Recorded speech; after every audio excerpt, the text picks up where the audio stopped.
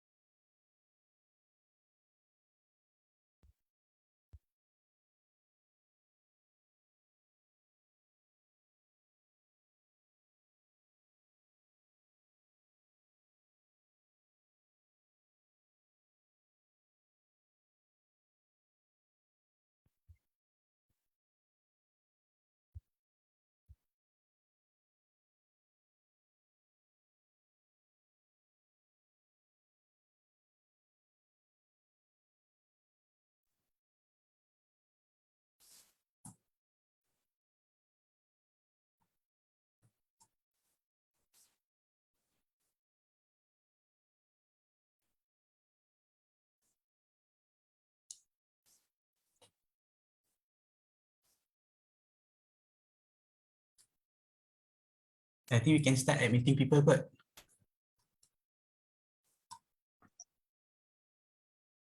Click admit all Nak admit kau ke Dr. Gita, or you want to select a few first yang mana yang you think should be in, then only kita tekan admit all. I think kita select dululah siapa. Pak Rokia is there. Pak Rokia yang masuk awal tadi. Antara yang terawal tu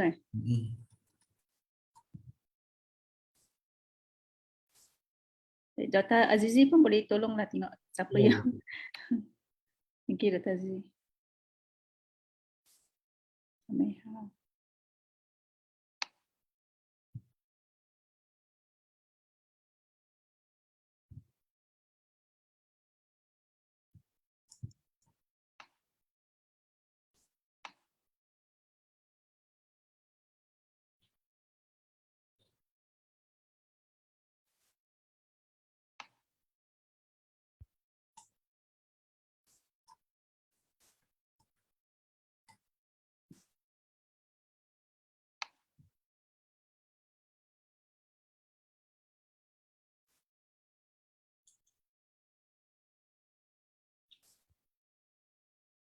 Okay, boleh admit all dah ni.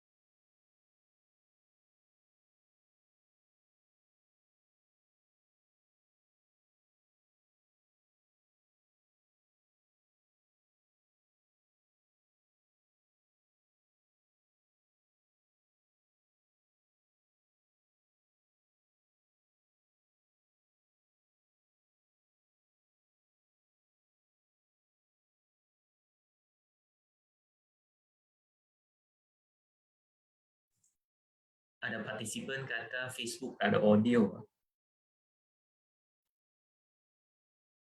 Sebab tak ada audio lagi Dr. Teoh. When we speak, I think it probably work. Oh iyalah. Because mereka nampak Dr. Azdie cakap lepas tu tak ada suara kot. Dr. Azdie, mute.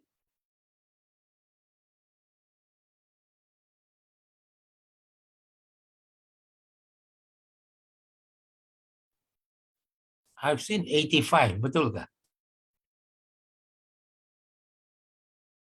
Partisipan 85.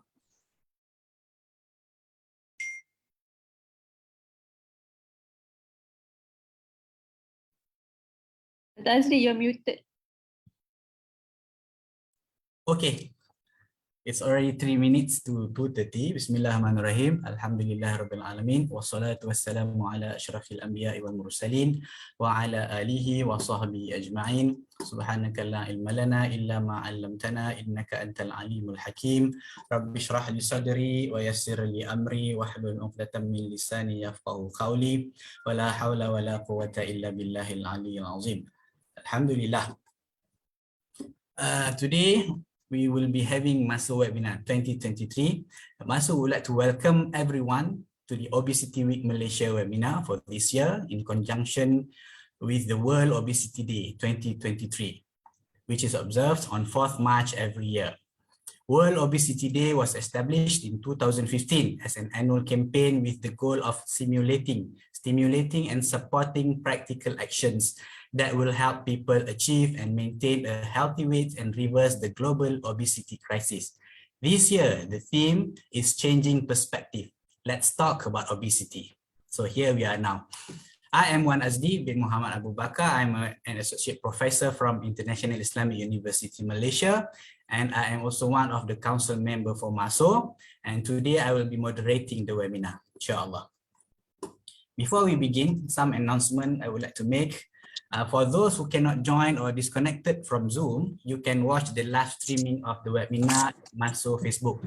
Just go into Facebook and search for maso.obesity and you will be led to the Facebook. And then certificate of attendance will be provided. Participants will need to fill up a feedback form to receive the certificate. The link to the form will be provided towards the end of the webinar. So I hope you will stay tuned until the end of our webinar. 5 speakers. Each speaker will be given 40 minutes to deliver their talk, followed by a 5 minutes Q&A session. I hope that will be ample time for us to hear and listen and gain information and knowledge from all our speakers, as well as ask them a few questions. All right, let's talk about obesity. I would like to welcome first speaker. I would like to introduce Professor Alvin Ng. Professor Alvin Ng is a professor at the Department of Psychology, Sunway University. He is also an Associate Dean of International Doctor of Psychology. His main research interest is on the theme of subjective well-being. Research interests revolve around mental health literacy, cross-cultural psychometric validation, mindfulness-based interventions, and many others related to psychology. His talk today is titled Motivational Interviewing for Behavioral Change in the Management of Obesity. Let's listen to Prof. Alvin. The screen is yours, Prof. Alvin. Thank you very much, Dr. Azdie, and good afternoon, everyone. Firstly, thank you very much to Maso for having me speak on this topic. It's something that I haven't spoken about in a while, so please bear with me. And some of you might be asking, why is a psychologist speaking about the management of obesity, especially a clinical psychologist like me? Is obesity a psychological disorder? Is it a mental illness? No, it is not. So don't worry. The thing is, just because you're referred to a psychologist or if a psychologist is speaking doesn't mean it's got to do with mental illness. Here, when we talk about the management of obesity, it's about behavior change. It's also about attitude change towards lifestyle change. Because when it comes to obesity, you need to lose weight.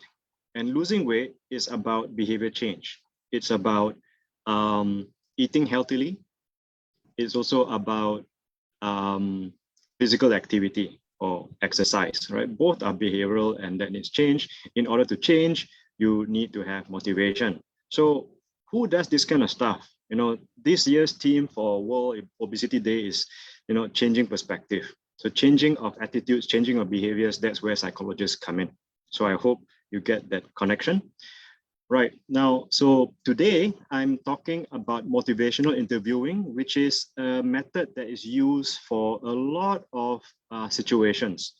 The history of motivational interviewing is it started mainly in helping people who are addicted to substances to move towards recovery, right? And it's been found since then that motivational interviewing can be used for all kinds of conditions where behavior change is needed, including obesity management. So let me move slides. I hope to finish this within like half an hour so we can have some time to have Q&A. You can ask me questions and I'll try my best to answer. Okay, now just quickly a disclaimer. This talk will not turn you into a professional therapist, all right, who is competent in motivational interviewing. So please don't claim yourself as someone who can do motivational interviewing just after this talk, because it takes quite a long while to train. Even myself, if you ask me to do it now, I wouldn't be able to do a good job because it takes a lot of practice. Yeah. Okay, now what is motivational interviewing? It is based on this, I guess you can say this saying, it's one of those quotes that I feel very much gives you the flavor of what motivational interviewing is about, right? So this is from Blaise Pascal. People are better persuaded by the reasons they themselves discovered than those that come into the minds of others. Have you had a time where you try to tell someone what to do and they don't? You think they're very stubborn? We human beings are like that. Sometimes when people tell us to change, we don't. But we are more likely to change if we ourselves think that we have to change. And motivational interviewing is a method of asking questions that push people towards thinking about changing, right? So it's a skill that's not easy because we are used to telling people what to do, and we are not quite used to asking people questions that help them think in the direction of positive change. So that's motivational interviewing. As I said before, obesity management is largely behavioral, or I would call it psychological, because it's not just about the behavior change, it's also about cognitive change, your attitude change. That means the way you think needs to change, all right? Your motivation to change needs to be there. Otherwise, you're not likely to even start. And when there's motivation to change, there are also tons of barriers that are also cognitive in nature, that's mental in nature. And this is what we call sabotaging thoughts. How many of you have tried dieting to lose weight? How many of you have failed? In fact, all of us, I would comfortably say, would have failed because it's not easy. You can be motivated one day and the next day you feel like you want to quit. All right, because there's so many barriers, not just around us, but within us especially. And these are what we call sabotaging thoughts. So any excuse that you tell yourself, oh, well, if I don't eat my mom's cooking, she's going to disown me, so I better eat. All right, I don't want to waste food, so I better eat. So these are sabotaging thoughts that you need to know how to manage even before you even start changing. Otherwise, it's going to be very difficult. And the more you fail, the more you want to give up.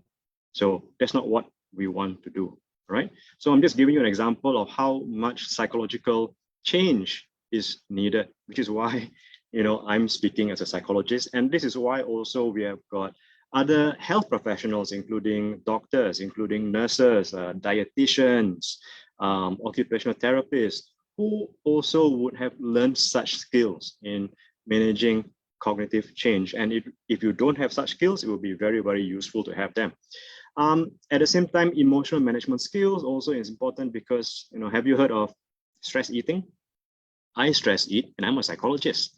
Yeah, to a lot of people, sometimes eating can reduce stress. But if you're stressed out a lot and you eat a lot to manage stress, you're also likely to put on weight if you don't stress exercise.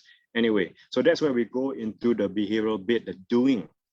When it comes to obesity management, there are things you need to do as well. There's energy intake, how much food you take in, what kind of food you take in as well. There's a nutrition in order to maximize your ability to reduce weight to a point where you are healthier, right?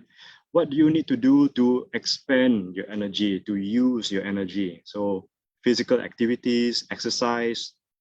A lot of people have difficulties making time for exercise. It's not easy, especially when we are really busy. So the behavior part needs to be managed. At the same time, it's not just about eating and exercising. It's also about finding time to rest, to sleep, to relax, because your body needs that, right?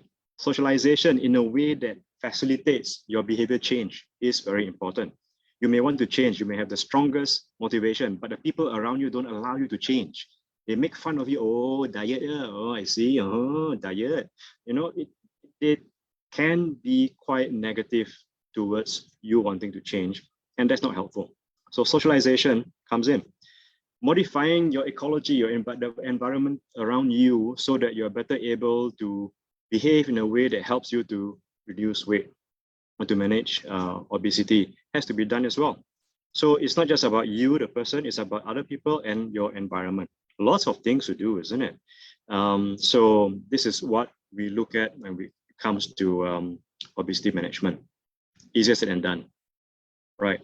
So before going into motivational interviewing, I would like to introduce you to these two concepts. I don't know whether they are being blocked. Let me see whether I can get rid of the panel. Okay, here we go.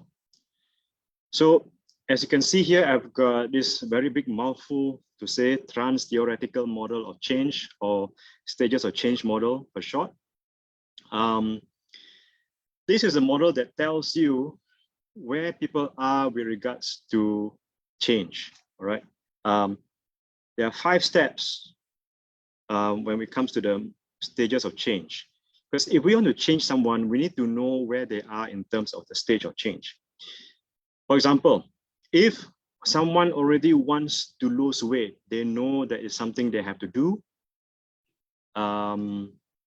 then there is no need to tell them they have to lose weight, because there's already contemplation. For example, if you look down the list a bit, all right? So we know we need to help people move from just thinking that they need to lose weight to preparing to lose weight, and then to action, and then to maintenance. Let me give you an example. There was one time I was in muscle committee before, and we had an AGM meeting. After the AGM, usually we have dinner, but before dinner, you know, there's prayer time. I was hanging around in a hotel, and this guy came to me and said, hi. He was also having a meeting with his own organization. And I said, hi back. And he said, where are you from also? And so I said, I'm from MASO, that's the Malaysian Association for the Study of Obesity. And he was, oh, I'm from some accountancy firm, we're having a meeting. And what struck me was when he asked me, what's obesity? I thought, wow, okay, this guy doesn't know. And guess what? This guy also had central obesity, quite a big belly. So I just told to him factually that obesity is being overweight, like really big. And then he said, oh, you mean like me? I said, yeah, well, pretty much. You know, what you have there is what we call central obesity. And the next question he asked me was, why do we need to study obesity in the first place? I'm like, wow, gosh, this guy doesn't know. And so I said, well, obesity actually increases your risk of many health problems. Did you know that? He said, oh, no. I'm like, wow, you know, where has this guy been? So anyway, I told him, you know, the risk of being obese and what central obesity was, and that's a pretty high risk when it comes to health problems. And when I told him, obviously, not knowing what obesity and the risks are, put him at a pre-contemplation stage. So now that he knows there are health risks associated with obesity, he starts thinking about, oh, then I need to lose weight. I say, well, you know, preferably, you know, that would be healthier. And then he starts asking me, how do I do that? So, well, you need to start eating less and exercising more. And then he said, well, that's a problem. I said, what is it? I like to eat and I don't like to exercise. Well, you know, something needs to be done to help you prepare for those two things. And perhaps you might want to talk to someone about it. Then he asked me, who can I talk to? So I referred him to you know, some places and told him that he can speak to certain people like dietitians and obesity management specialists, primary care doctors, and what to do, right? And if he went to see those people, you know, he would have moved from contemplation to preparation. And if he took action, that would be to action. And one of the hardest part is to maintain. So this is the stage of the change model that is important for you to understand before you talk to anyone about behavior change, right? Once I wanted to join a gym and I was already motivated to join a gym, but the guy who tried selling the gym membership to me told me after measuring me that I was obese, and I was not obese. I know because I'm part of MASO. I know what obesity is. But he tried scaring me, tried you know, stressing me out about needing to lose weight. But the thing is, yeah, okay, I was on the borderline of being overweight. I already had a motivation, but I didn't join a gym because I was at the action stage. I wanted to join, do something. And he's talking to me as though I'm at a pre-contemplation. That doesn't help. So this is where we need to know where people are in terms of change before we know how we can provide questions to them to nudge them towards the next stage. Now, on the right side of the screen, you can see health belief. This is part of the health belief model, where, you know, a person is likely to change or not change depending on their beliefs about a risk factor. In this case, we're talking about obesity. So back to the guy I was talking to earlier who had central obesity, when I told him that he is susceptible to all kinds of health risks and he believed it, so that changes his idea about needing to change, you know, from not having the idea to having the idea. So there's perceived susceptibility that he would be susceptible to cardiovascular problems, right? Hypertension, and many more. And because he finds those diseases to be severe enough to scare him to want to change, you know, then it works. But some people don't see themselves as being susceptible. I met people who are overweight and obese before who say that, look, I'm happy. And I know that being a happy person keeps all these diseases away from me. So I don't care. I'm going to eat like 8 cakes a day, that kind of stuff. So the person's health belief is also very important in terms of their likelihood of changing. So you need to know that part as well. So there's perceived susceptibility and severity.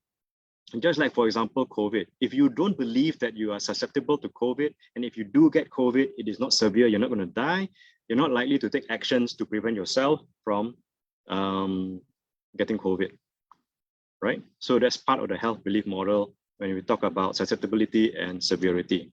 And then on the bottom bit, benefits and barriers. If you see that there are benefits of changing and you want those benefits, you are more likely to change. At the same time, what's important is you need to believe also that you can address the barriers, because there are tons of barriers to change. If you're not prepared to address those barriers, when you start changing, you're going to feel a lot of stress because you have not prepared for what might come in your effort to change, right? So perceived benefits, perceived barriers are also important information for you to get before you talk to anyone about change. You know, you want to find out from them what they believe, right? So this is where it is psychological. You've got the stages of change that we need to know about. You also need to know the health beliefs of the individual. All right. Hope this is clear enough. Now, motivational interviewing. What is it? You want to be getting this to happen. I hear what I believe as I hear. I learn what I believe. There's a typo there. I learn what I believe as I hear myself speak. All right. The whole idea of motivational interviewing is to reduce any kind of resistance in people you are hoping would change their behaviors. Yeah, because if you tell people to change, normally they are resistant. You know, they want to resist that change and they don't like being told what to do.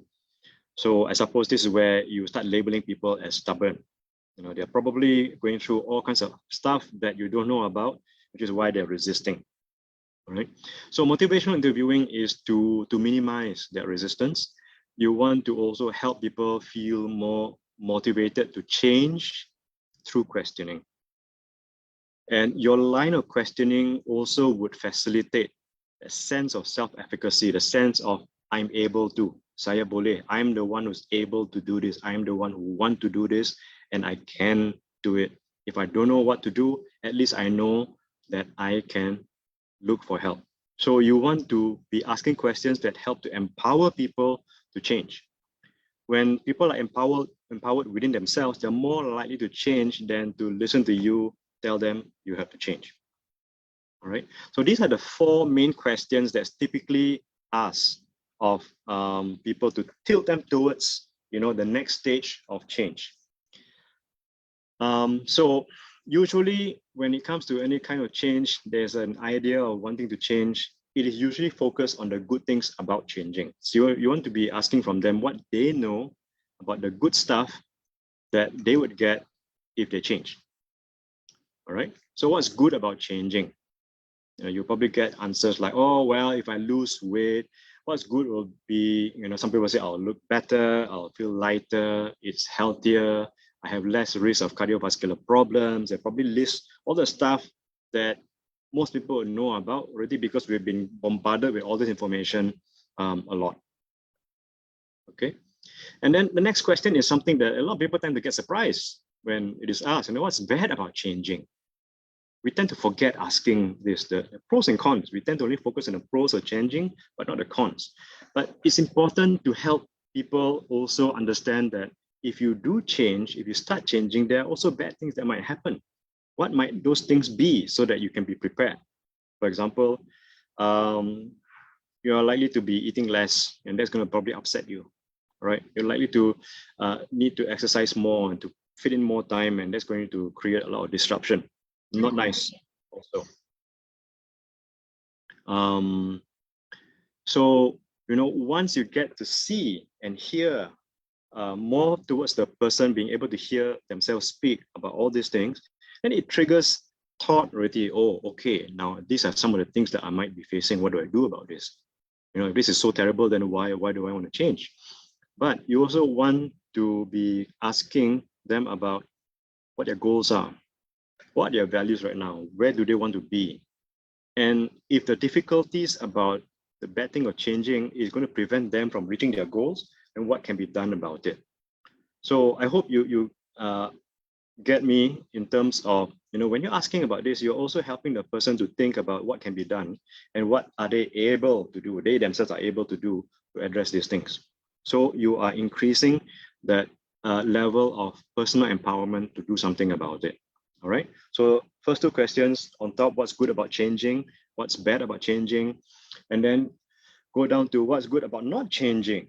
Most people will say, oh, well, if I don't change, I can still eat whatever I want to eat. That would be cool. That would be nice. I can sleep in. I don't have to exercise, and that would be much more comfortable. I would like that.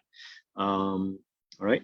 And from there, we start focusing also on the discrepancy between where they want to be and where they are at. We want to look at inconsistencies about what they want and what they are doing right now. If your goal is to be healthier, then the good part about not changing is a dissonance. It doesn't gel well. So what can we do about that? All right. And then that's where we go into risk factors. What's bad about not changing? If I don't change, if I don't lose weight, what's going to happen? What's bad about it? What's the worst thing that can happen? Oh, well, I'm going to probably fall ill pretty quickly and a lot of things I cannot do. So basically bringing things out and talking about them, then identifying certain steps that they are able to take to manage all these things. Because if you're not prepared to change, we're going to go through a lot of stress, because change in itself is very stressful. You're not prepared to face that stress, you're not likely to stay changed for a very long time. So this is where motivational interviewing helps the person start seeing that these are the things that they're able to do. If they feel too overwhelmed, there's too many things to do, that's where a professional is there to help them manage things. Later on, I'll show you more points on how difficult it can be in managing behavior change for the management of obesity. All right. So questions such as what can I do to change? What are the resources I need? How do I start? What are the barriers I need to address? All of these things basically focus on the person's empowerment. Right. And the principles of motivational interviewing, I forgot to mention the person who started this. This is William Miller. You just look online, there are tons of resources on motivational interviewing. There are YouTube videos, there are lots of web pages giving you, information on it. So feel free to go have a read. And who knows, you might want to do some courses in it where you yourself are able to do motivational interviewing, and not just for obesity management, for any kind of behavior change. Anyway, down to the main principles of motivational interviewing. Firstly, the idea is to avoid arguments. You don't want to be arguing with a person you're hoping would change. The reason why you're interviewing is because you are trying to help the person find out more about themselves and what might be keeping them from changing or wanting to change, and then help them find out what are some of the things they are able to do to move forward. So if you argue with them, it's not really going to help them or you very much, because you're wrestling. All right. And when you avoid arguments, or if you do avoid arguments, one of the helpful ways would be to express empathy. Empathy basically means you are putting yourself in their person's shoes and trying to understand how they feel and what they feel. Right. It's interesting how people are playing around with Zoom and trying to draw things. Anyway, back to this. So express empathy is to help the person understand that you are trying to understand where they're coming from, right? And when you do that, it's then easier for you to get answers and to gain trust, because you're not arguing, all right? You're accepting them and you're allowing them to express themselves honestly. So, you reduce any kind of resistance. At the same time, you want to support any kind of evidence that show that the individual you're talking to is able to do things themselves. There is self-efficacy. Yeah, you want to celebrate that they are the ones taking that step. You want to reward them for doing so. So part of the motivational interview is to also say, it's amazing how you came here for help. I mean, that's really good. It shows that you are really motivated to want to do this. So it's saying things like that. And then, as I said earlier, you want to identify discrepancies from their core values. If they're seeking help, that means they want to get better. But if they've got difficulties with barriers. For example, they want to lose weight, but at the same time, they still want to not exercise and want to still eat as much as they eat. You know, it is not consistent with their values of wanting to be healthy, wanting to lose weight, their goals. So when you start identifying this, you know, it may be triggering quite a lot of discomfort, but that's the thing that you want to also bring up so that you start helping the person think about potential solutions to how you can address it. Remember, you're not telling the person the solutions, but you're helping the person to start thinking about solutions. Again, it comes out from themselves. It's like a process of counseling. And the last bit is something that ties very closely with the first principle, which is avoid arguments, is to roll with resistance. If they resist, you roll with it, meaning you accept, you know, the resistance as it is, and you go back down to, you know, it seems like there's a bit of a problem because you want this and yet you don't want to change. So I can see why it must be very troubling. What else can you do about it? What have you tried? Who has done so? What kind of information can you get? Who can you seek help from? So those kinds of questions, to the point that, you know, person starts thinking, okay, maybe I can seek help here and there. They might even ask you, what can I do? I mean, if you know, then you can suggest, well, research has shown that, you know, this and this and this may help. What would you like? Let's have a look at what these things say and let's see what you understand from all of this and what you can do. So it's a lot about putting the ownership of the behavior change to the person who wants to change. So that's basically, in a nutshell, what motivational interviewing is. I'm coming to the end of the half an hour. I'll just finish up with 2 more slides. I think I've got 2 more slides.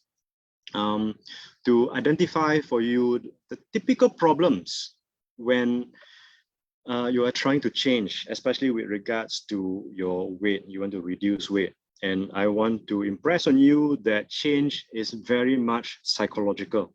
And this is where health psychologists come in, especially within the health setting of, behavior change in a health setting. So if you ask me, I would rather have more health psychologists in hospitals, because hospitals is where you want to recover from illness and move towards wellness and to thrive. And a lot of behavior change is very much psychological. So some of the problems that we find, especially in weight management, is the lack of monitoring. If you ask me, I would say weigh yourself every day.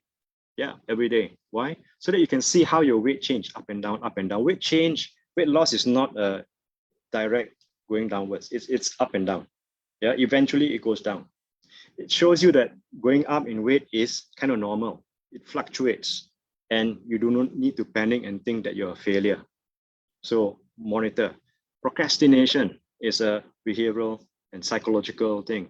I'll start tomorrow. Okay, that's a sabotaging thoughts. What can you do about that? There's also this intense craving and preoccupation with food.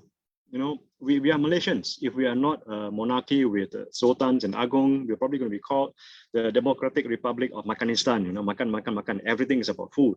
Birthday food, new baby food. People die also, we eat. There's everything to do with food, and we're preoccupied with food. The way we even greet each other, dah makan belum, have you eaten or not? In Chinese, even worse. Chapa boy, have you eaten until you're full? You're not full, better eat some more, right? So very, very difficult to address these things. Psychological, you need to learn the mental skills in addressing all these things. I spoke about emotional eating earlier, right? And sometimes we have got difficulties differentiating between desire to eat and actual hunger. A lot of times we are not hungry. We just desire, we just want to eat, but we think we're hungry when we are not. So learning to differentiate those two is very important to keep you, especially from snacking, right? The lack of ability to feel full. Some people just don't feel full because their minds tell them they're not full. They just keep on eating. Some people think just by dieting only you can reduce weight. Yeah, diet can really help you lose weight, but if you don't exercise, it's not going to be helpful either. How do you manage your social influence? People will make you eat and eat and eat. Okay, environmental cues, the signals in the environment that makes you eat. How do you deal with those things? And also your own personal motivation or demotivation black and white thinking. Sometimes when you fail, you think that's it, I'm a failure forever. But that's a kind of sabotaging thought that we need to address. So basically what I'm showing you here is there's a lot of psychological change that needs to be done. And I would suggest that when it comes to any form of obesity management, we need to bring in a psychologist. Yes, it's a shameful plug, or shameless plug, not shameful, shameless plug for psychologists like myself. Anyway, last slide to give you an example of what usually goes on in a typical psychological treatment for weight loss. This is based on a back diet solution. Yes, one example. There are many other examples. So happen, this is the one I'm familiar with. All right. Usually we go through a thorough assessment. Thorough assessment may also involve motivational interviewing to help the person who does the treatment understand where the person is coming from, what are their motivations, and what can push them towards being more motivated to change. To identify realistic expectations and priorities, creating time, energy, resource to support weight management, right? You need to have that. Otherwise, if you don't prepare yourselves, you're likely to fail very quickly.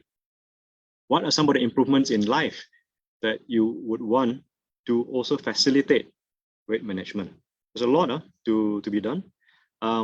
Think about the kinds of physical activities that you can be involved in.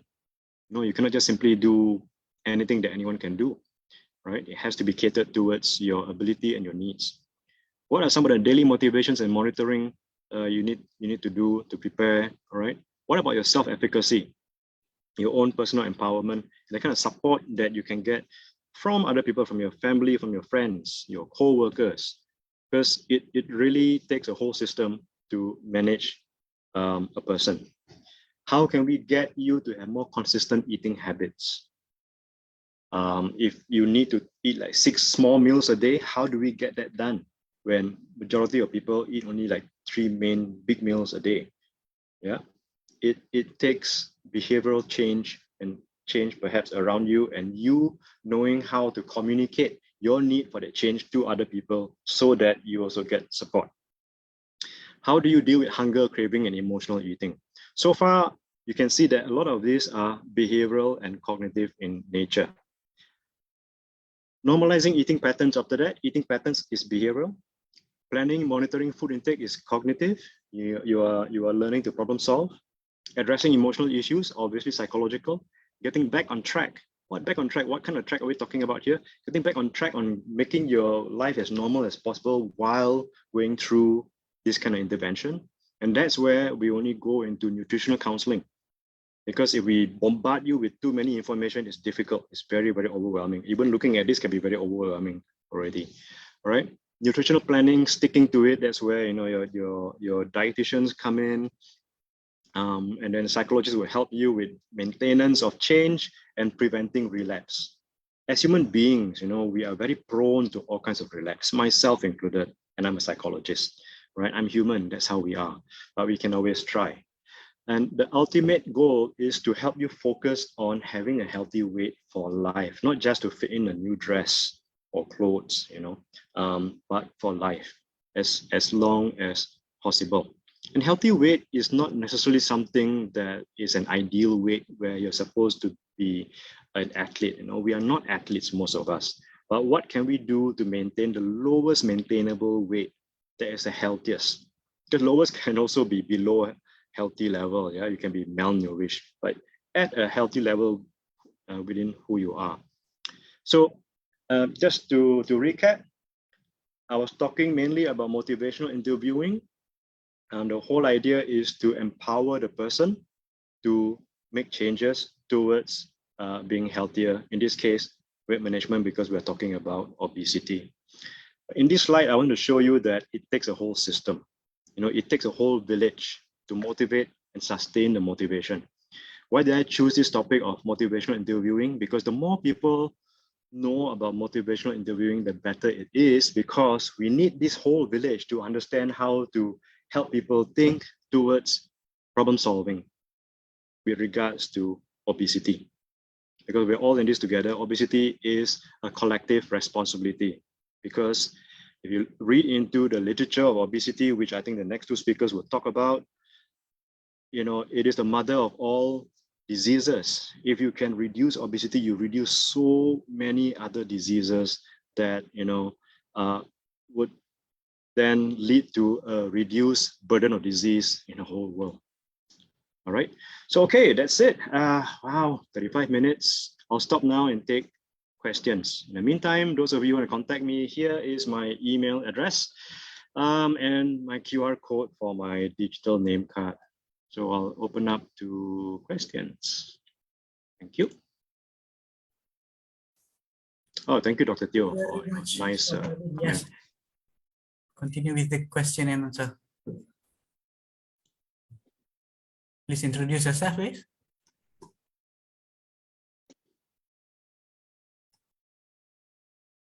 Yes, Corina, your hands up. Feel free to unmute your mic and speak.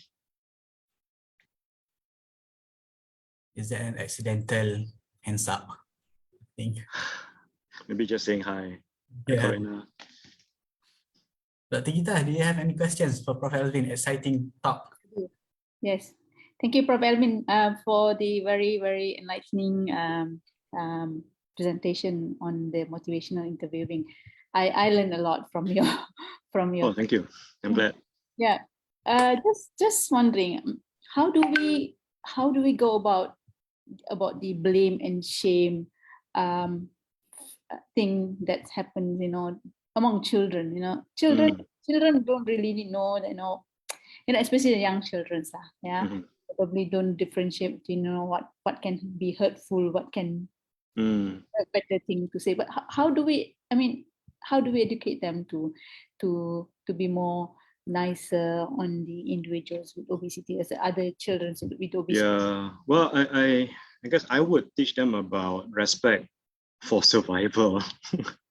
If you don't respect people, people are not going to like you very much. And your likelihood of survival is going to be less. Because when you have less friends, no matter how smart you are, you're not likely to survive. So teach children about respect, which includes, accepting people or other children who may be overweight. Yeah. Help them instead. It's difficult, kids will be kids. Kids will be kids, yeah. Kids will be kids. But you can always try to teach. To me, it's about teaching respect. Focus on a goal. Focus on a target behavior that you want to see. Model it. When they show it, you want to really reward those behaviors. Get other children whom you think would be better able at following instructions to do them, and then you reward them in front of those who you want to change. Monkey see, monkey do. Yeah. But it's difficult because there are tons of adults who also behave badly. Oh, yeah. Yeah. So we want to have as many good models as possible and reward those models. Easier said than done, yeah. But that's also another talk that I can give. Yeah. Yeah. All right. Behavior change. Dylan's got a question. Okay, thanks, Dylan. How do you think the referral process should be for obesity management from clinician to psychologist / counselor in Malaysia? Yes, it is quite rare because not all psychologists are likely to be trained in managing behavior change for weight loss. It really does depend.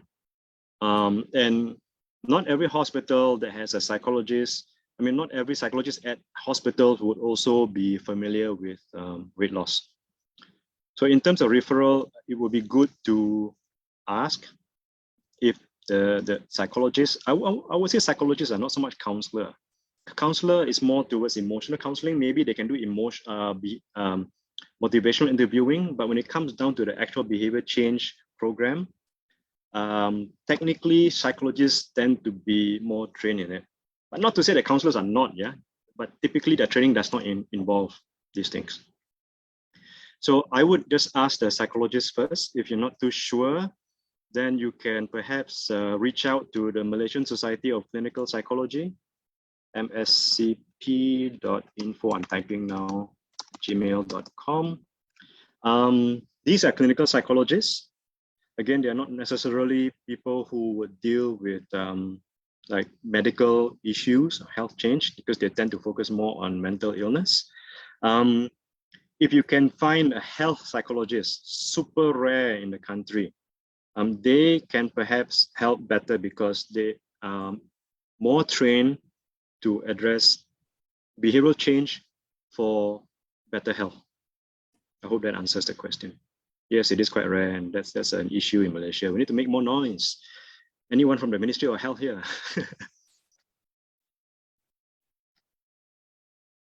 If not, let's tell the ministry, let's have more health psychologists. Don't just train clinical psychologists. It need to be more balanced. Thanks, Dylan. Thanks for the support. Yeah, let's keep on making noise. Let's have all these conversations. Noor Amira, thank you very much. Nowadays, people are promoting to accept every body image influencer mostly. Yes, we want to go against body shaming. This is a good thing to promote confidence, but somehow this has made people feel fine of being obese. Right, how do we motivate them to lose weight without, okay, right. So, okay, you know, often people are obese not because of their fault. It is partly, not still often, I mean, sometimes, you know, I don't know the stats. You know, it could be, what's the term, yeah? Metabolic syndrome. So it's not exactly their fault, but obesity management is a behavioral issue. How do we help them, motivate them lose weight? That's where motivational interviewing comes in. Yes, we accept your body, but we are also concerned that at your weight, you know, you are likely to have all kinds of health problems. If not now, then in the future. I'm wondering whether you would want to do something about it. So it's not about how you look, it's about your health. So you can show concern. And you say accept them. The idea is, you know, this is where it will be helpful to learn more about motivational interviewing. This is why I purposely want to talk about this subject, because if we only resort to counselors and psychologists and psychiatrists and other health professionals like dietitians and nutritionists to talk about to use motivational interviewing, not enough of us. Even family medicine specialists like Dr. Teoh, also just one of him, right? I purposely want as many people as possible to have such skill. You can go and learn it so that you are able to motivate by asking questions rather than telling people in a way that make them feel like they might be judged. So I hope this helps. Prof. Alvin, I have a questions. Receive questions related to your answer just now. Is there any short courses or workshops that can train dietitians, nutritionists, and any other health professionals to master these skills? Not to become a fully qualified psychologist, but at least master these skills, you know? Yeah. Okay, the two steps there, yeah. Well, short answer is I don't know. I don't know whether they are. I can provide, but I got no time at the moment. Maybe end of the year we can talk further. In terms of mastering, it takes time. One workshop will not help you master. No way, right? I need to train myself first before I can train you guys, because I haven't done motivational interviewing for a long time. I'm a full-time academic, so I don't see clients and do motivational interviewing on a daily basis. So I won't even be the right person to train. But if you like, I can connect you with the Malaysian Society of Clinical Psychologists who may be able to find someone who is more regular in providing motivational interviewing to help you guys out. Dr. Teoh is... Visit to Penang. Yeah, sure. My wife's from Penang. So when she balik kampung, I come and have a look. I come and look you up lah. Okay, but yes, let's source for people who are able to do motivational interviewing and train all of us as much as possible. I'm sorry, I can't really offer it at the moment. I would love to. We can always have more conversations about this, but I've got to start somewhere lah. So now that most of us know already how many people are there here, 99 people, minus me, got 98 people who have now heard about motivational interviewing. Get out there, get learning, and get source for trainers, and tell Dr. Azdie over here, and so that he can organize more events for Maso. Yes, Maso rocks. Thank you for the support. Yeah, I think this is a skill that everybody need to master lah. At least we know where to start when we talk to obese ataupun overweight patients, right? Prof. Alvin, any more burning questions before we end the first talk? Oh, Prof. Ismail has got his hand up. Okay. Oh, yes. Hi, Alvin. Wonderful talk. Thank you. Actually, I enjoyed it. Just I suppose that all the other 99 participants enjoyed your talk. Yes. My question to you would be, yeah, this motive, you're trying to tell us something new that Malaysians should be going into, but you notice that you're not getting the support that is needed. What more can you tell us about this motivational thing that you're talking about just now? It's all theory. What can you tell us about how success is measured? Okay. In terms of if you get all these people to talk to a patient, but yet, what is the success rate? People may ask that, Spoken like a true professor, Prof. Like evidence-based. Yes, motivational interviewing is evidence-based in not just helping people with addictions to get help and to remain recovering. Motivational interviewing has been found, look into the literature, has been found to address obesity issues, to reduce weight. So the purpose of me bringing up motivational interviewing is because there is enough evidence to say that using it as part of obesity management has been successful. Okay. Great. Yeah. So great. That's a nutshell. We may take your advice to work with your psychologist. What institution you're talking about just now that we can contact? Malaysian Society of Clinical Psychology. Clinical psychologist. Maybe run a workshop for, Maso could join in and be. For like this lah. For the coming conference, I will report on the evidence. How's that? Lovely. Ta-da! Magic. Thanks. You'll be contacted soon, Prof. Alvin. Yes. Floodgates just open. Oh my goodness, what did I just do? In public. Thank you. All right, thank you very much. Thank you, Alvin, for the exciting talk. We learned a lot from the first talk, and now we are moving to the second talk. The presenter is Dr. Teoh Huat. He completed his Doctor of Medicine and Master of Medicine in Family Medicine in USM. And he also obtained fellowship in bariatric medicine from the University of Ottawa, Canada recently. Currently, he is the medical lecturer, obesity medicine physician, and medicine specialist at the Advanced Medical and Dental Institute, which is AMDI in USM. His research and clinical interest revolve around clinical obesity, including meal replacement, anti-obesity medications, medical educations, and many more. His title this afternoon is Changing Perspectives. Let's talk about weight stigma in people living with obesity. The screen is yours, Dr. Teoh. Hey, thank you, Dr. Azdie. So thank you for the kind introductions. So can you hear me and see my slides? Yes, loud and clear. Fantastic. So it's my pleasure to be here, and I'm truly excited to see that we have really good number of audience here, around I think maybe 430 of them, including both Facebook and Zoom. So weight stigma was the first thing I learned when I started in obesity care seriously, probably around 4 years ago, be it scope certification by the World Obesity Federation or webinars from Obesity Canada, Obesity Medicine Association. So I attended quite a number of them online at the time. So there will always be this topic about weight stigma.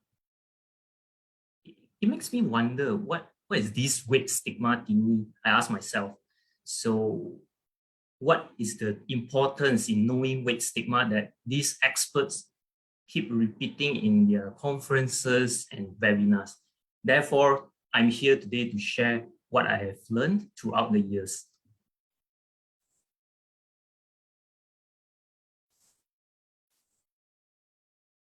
But before I dive in about weight stigma, let's do some online activity through Google Form survey. Dr. Azdie, can you send in the poll 1 link in Zoom and also Facebook? So click the link in the chat box, and then you will be directed to the Google Form survey. So everyone, let's chip in your idea, your answer. I will review here, and then we will share the finding. It's common knowledge that obesity is caused by positive energy balance. Therefore, if someone has obesity, it means that she or he eats too much and not moving enough. What do you think? Agree, disagree, or unsure? Let's find out.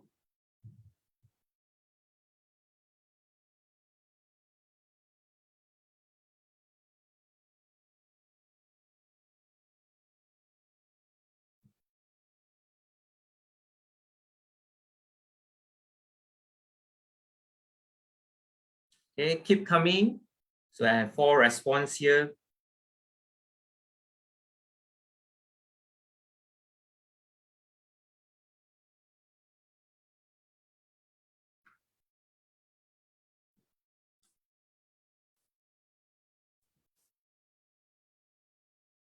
So Facebook and also Zoom, you can click on the link that Dr. Azdie provided, and then you can answer in the Google form. Your name won't be appear in the screen or whatsoever. Don't worry.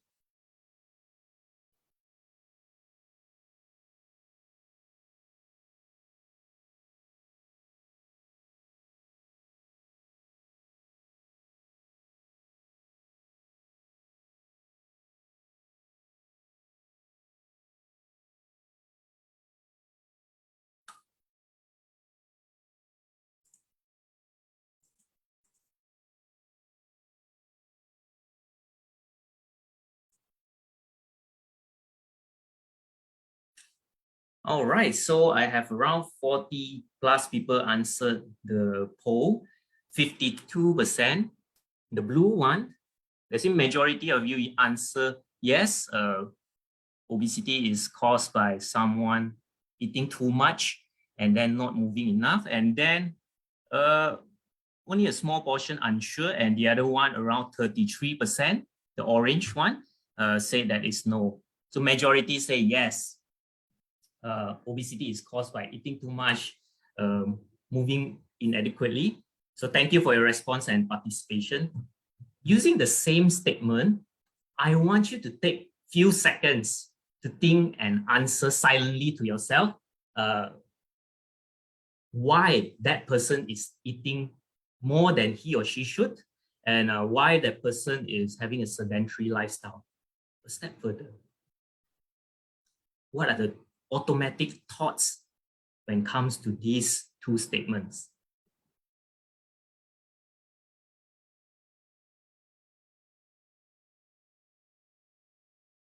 So must be quite lots of message in your echoing in your brain, your mind.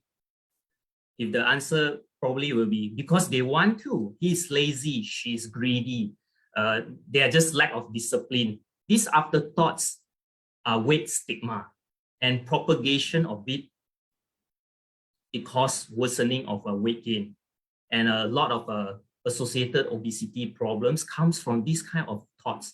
So if we have that negative perceptions, we are judging the patient's character because of a disease which is called obesity. Weight stigma is defined as social stereotypes and misconceptions about obesity. So because of a larger body size, stereotype, as I mentioned before in the previous slide, are imposed to the patients.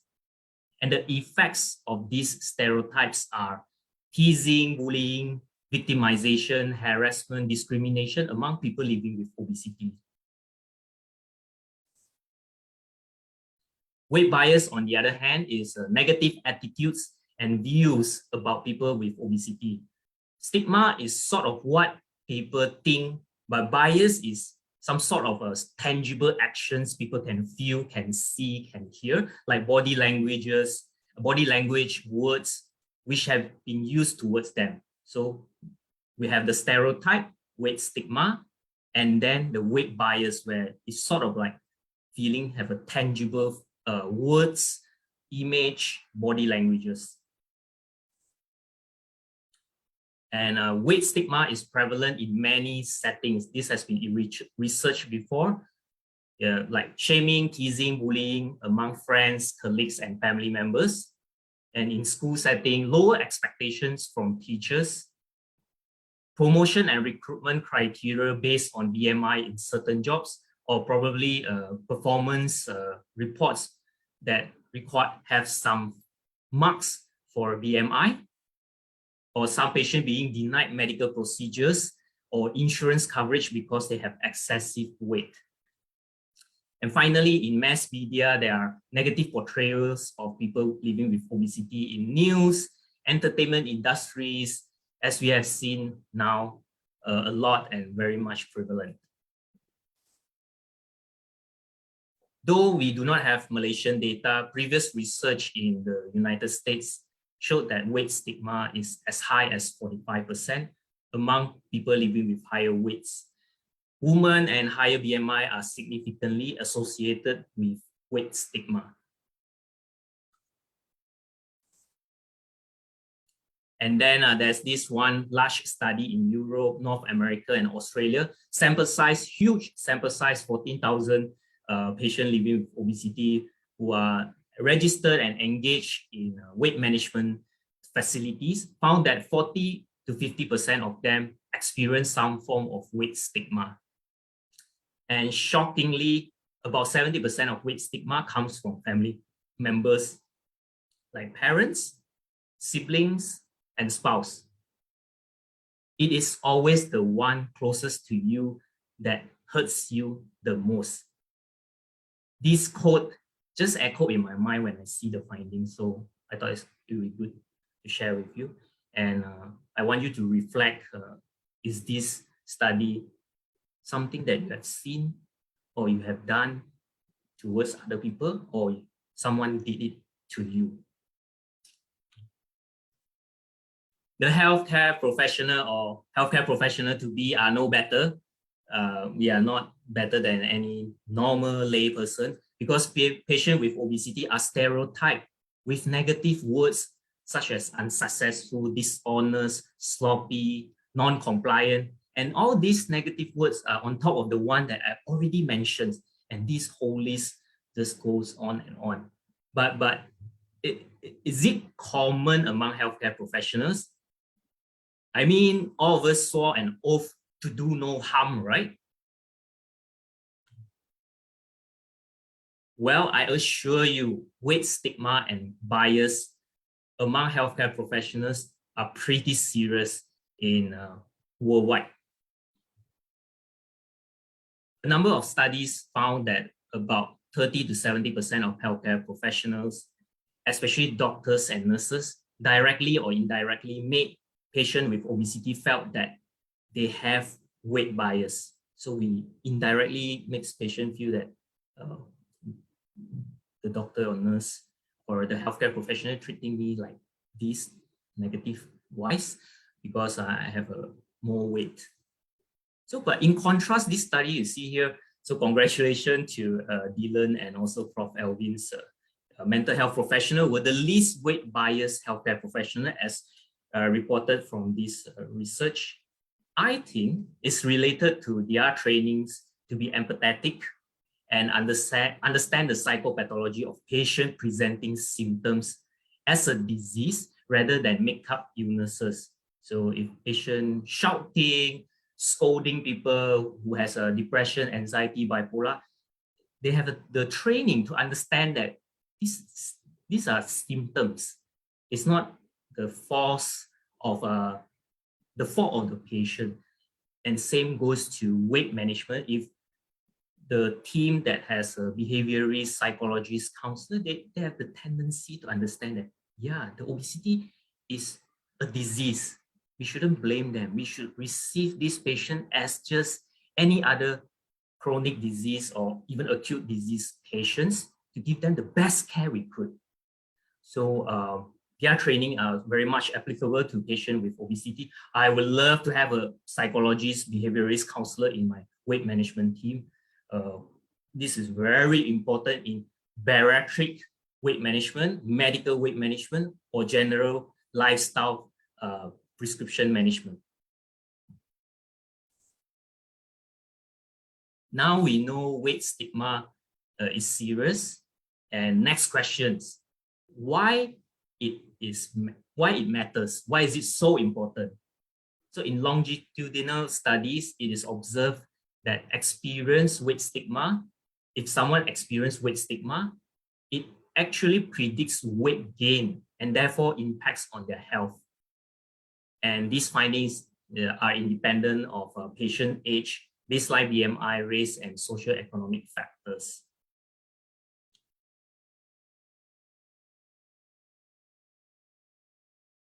Weight stigma, weight bias is a tremendous psychological distress for the patient who actually feels it or faces it.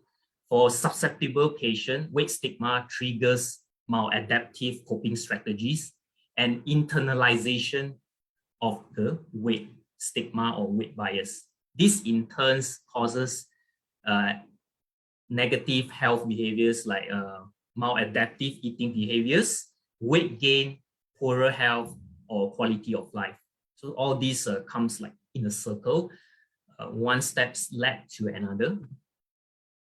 Internalized weight bias is another important point to learn in obesity care. Just now I speak a lot of stigma bias, but there's another term called internalized weight bias, which is the second stage after the stereotype. In short, internalized weight bias means that whatever the external weight stigma, that stereotypes, they are being accepted as true by the patients, and then they blame themselves for it. There are three statements, progressive statement I'm going to share with you.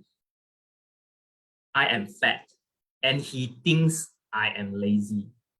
I repeat, I am fat, and he thinks I am lazy. Then it progresses. After some time, it progresses. I am fat. Probably I'm lazy.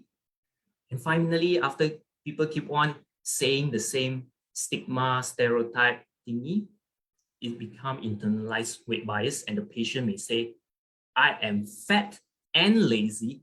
It is my fault.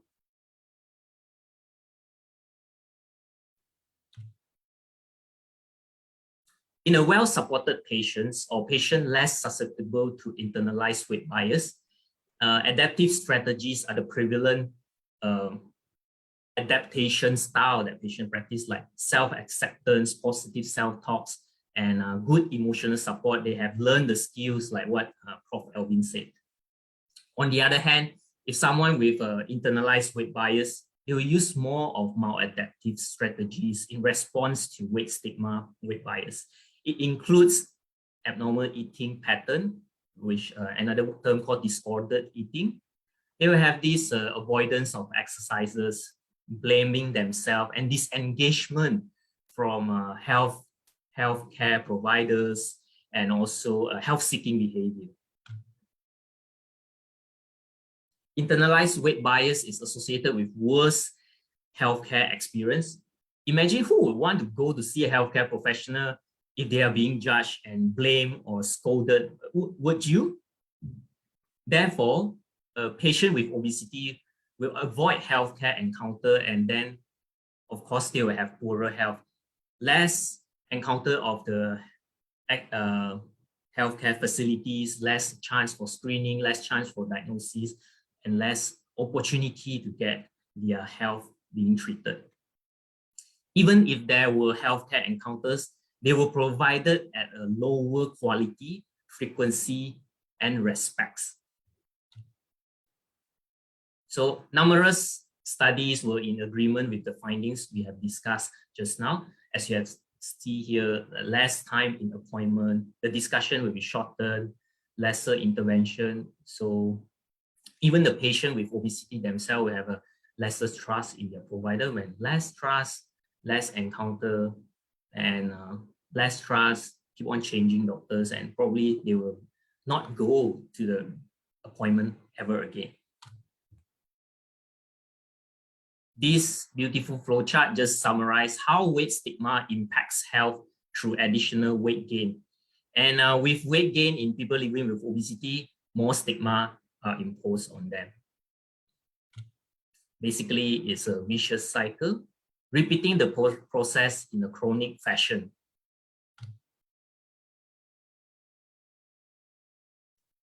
At this moment, we understand the negative impacts of weight stigma among healthcare professionals on patients' health and their healthcare experience.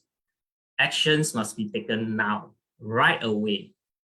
I suggest 4 strategies to reduce weight bias among people living with obesity among healthcare professionals.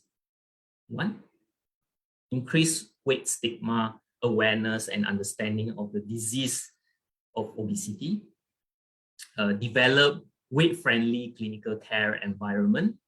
Number 3 and number 4 is to improve weight-related communications and counseling technique. So one of it is motivational interviewing, as presented by Prof. Alvin. So diving deeper on awareness and understanding, it precedes all the other 3 strategies. So you have learned about the importance of weight stigma and the damaging effects on our patients. The next step is to be aware and understand ourselves as a healthcare professional. Do we have weight bias?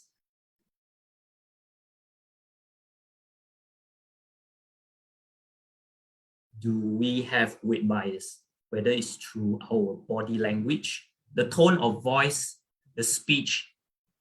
Did we propagate the weight stigma and bias against our patient living with obesity? Ladies and gentlemen, I think that would be a homework for you to really think about it. Whether do you have it? If it's not towards your patient, whether you're doing it towards your family members, your trusted friends, which we may have heard them unknowingly. So another thing is that I feel that weight stigma actually happens because everyone thinks they are expert in obesity. Well, because obesity is caused by eating too much and not exercising more, right? And in addition, all this is under the patient control. Well, I'm just saying that sarcastically. You know I'm joking. It's not as simple as that.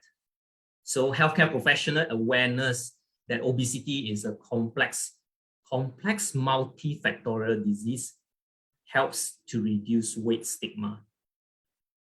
There are so many factors associated with development of obesity, like genetic, biological cause, underlying medical conditions, the medication that used to treat these conditions, obesogenic environments, and mental health disorders.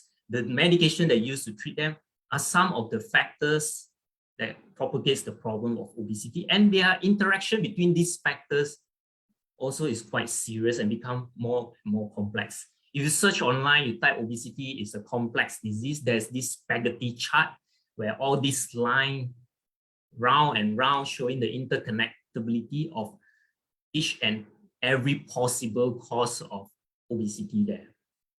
And patient is lazy, they have no willpower, they are lack discipline, are nowhere in that.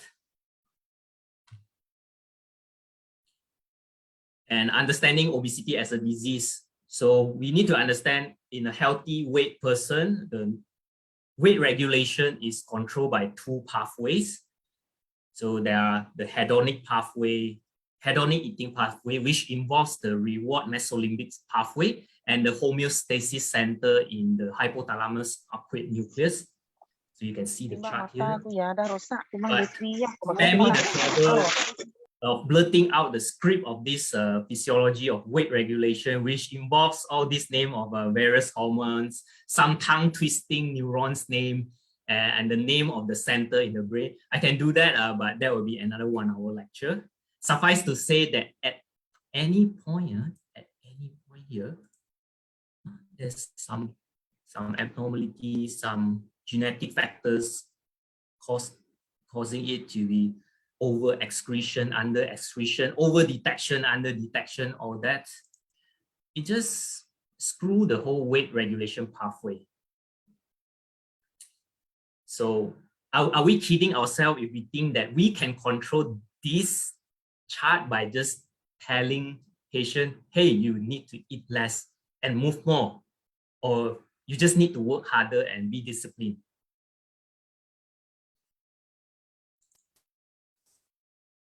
So understanding the complexity will help in the awareness, and then we will have that, okay, the empathy, the understanding, and the patience to listen to the people living with obesity to tell their story. The second part is about improving communication with our patient. Words can heal, they also can kill. This is a fantastic quote to illustrate the importance of positive, non-stigmatizing language in our encounters with our patient with excess body weight. More so in clinical settings. So it can be among our daily routines, daily encounter with our friends with larger body, with obesity, but more so in our clinical setting because patient trust us. So in multiple studies, there are words which patients with obesity prefer when discussing about weight.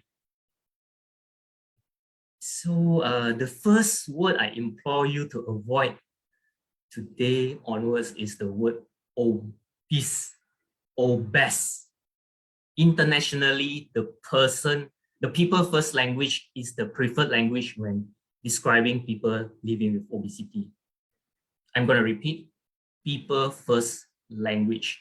This is the way when we describe people struggling with weight, people living with obesity.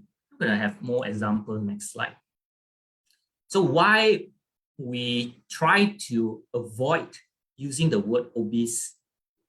Because calling them obese means that that person is nothing more than his weight. He's just obese.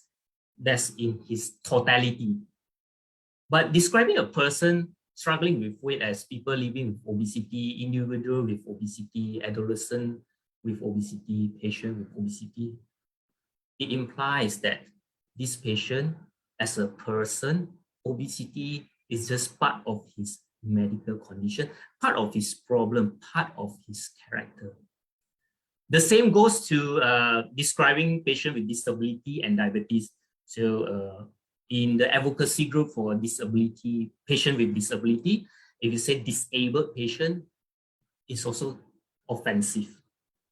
The second word language in improving our communication is morbid obesity. The word morbid itself is offensive. You search why morbid obesity, morbid obese is offensive, you can see a whole bunch of articles about it. Therefore, patient with BMI 40 and above is now called as severe obesity or class 3 obesity. So words matters. And if you send, because here the majority will be academics, if you send into the obesity journal, if you put in non-people first language, you will get rejection right away, unless it's non-obesity related. So furthermore, in a clinical conversation, I encourage you to use non-judgmental words. So imagine yourself seeing a healthcare professional for diabetes, and then you are being asked, what are your excuses for not having having uncontrolled blood sugar? Why your sugar so high? Did you cheated on your diet? That's why you have such a high sugar level. Or how about being told that you need to have self-control in order to treat your diabetes? So that's kind of a negative healthcare experience that patient with diabetes experience, or you wouldn't want that, right? So the same goes to people living with obesity. Our patient comes in to seek the positivity of healthcare, and then therefore words matter. No one is perfect. This may seem a new thing for you, but practice helps.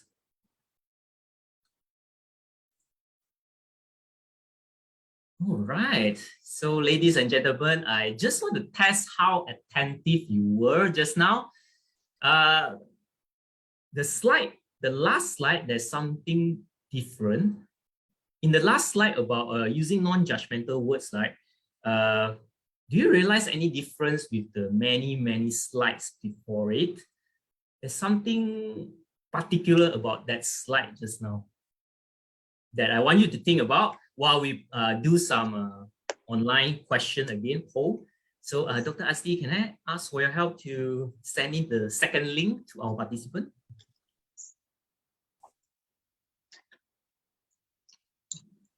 Okay.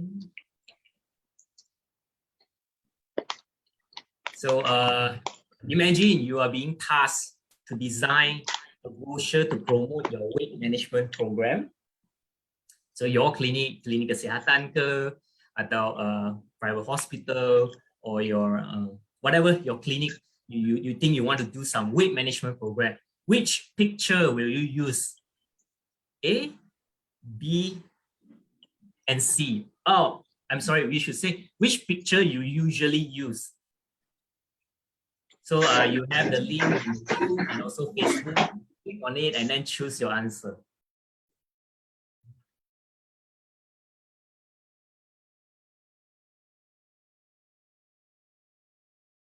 So keep coming. We have 32 response. We have 300 participants here today. Let's do this.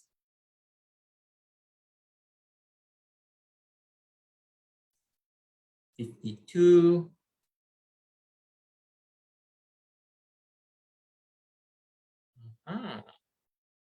70. Keep coming. So contohnya korang nak buat itu camp program pengurusan berat badan, lepas tu gambar apa yang biasanya korang pakai? 90. Thank you. Fantastic. So fun to have this kind of audience that's so attentive in giving the response. All right. Good. All right, just going to share. We have like a, let me see. Not sure whether you see this. We have like a tie situation here. A and C are the leading one, but mostly, oh, sorry, the C now is the winner. The C now is the winner that has 46% that agrees to use C as the picture, or they are using the C as the picture, while A, 40%, I mean, 50-50. Interesting. Thank you so much for the participation. Lovely crowd. We commonly see the negative portrayals of people living with obesity in visuals, media. Picture focus on their body, their skin folds, neglecting there's actually a person there. Or a picture of a person with larger body relaxing on a couch or eating fast food, the food coming down his or her body. So the questions are, what's the purpose of such images? Is it to shame the bodies and actions of people struggling with weight? It's sort of like a body shaming. And wouldn't it actually propagates the weight stigma and weight gain vicious cycles I have mentioned before? Another type of pictures is the one that focus on patient body, their torso, their abdomen, with a measuring tape around there, or their feet on the scales showing the scale obesity. It implies that obesity care and the management of obesity is all about numbers. Numbers on the scale, number of the measuring tape. If you are treating obesity as a disease, you would know that obesity, when we treat obesity, we want them to have improvement of quality of life, improvement of health, inch loss, kg loss. It's part of the treatment but it's not the totality of the treatment of obesity. Okay, and from research had found that stigmatizing images worsen public attitudes towards people struggling with weight and increases weight bias. The more you post such picture, the more public think, yeah, they're sloppy, they just eat too much, they don't exercise enough. And major obesity advocacy organizations like World Obesity Federation, Obesity Canada, Action Coalition, they have image library that promotes non-stigmatizing pictures of people living with obesity in their daily lives. Malaysia and Asians punya gambar are so limited that I have struggles to find one or two also. So in this picture, I'm not going to say which one of the ladies among them is my Facebook friend.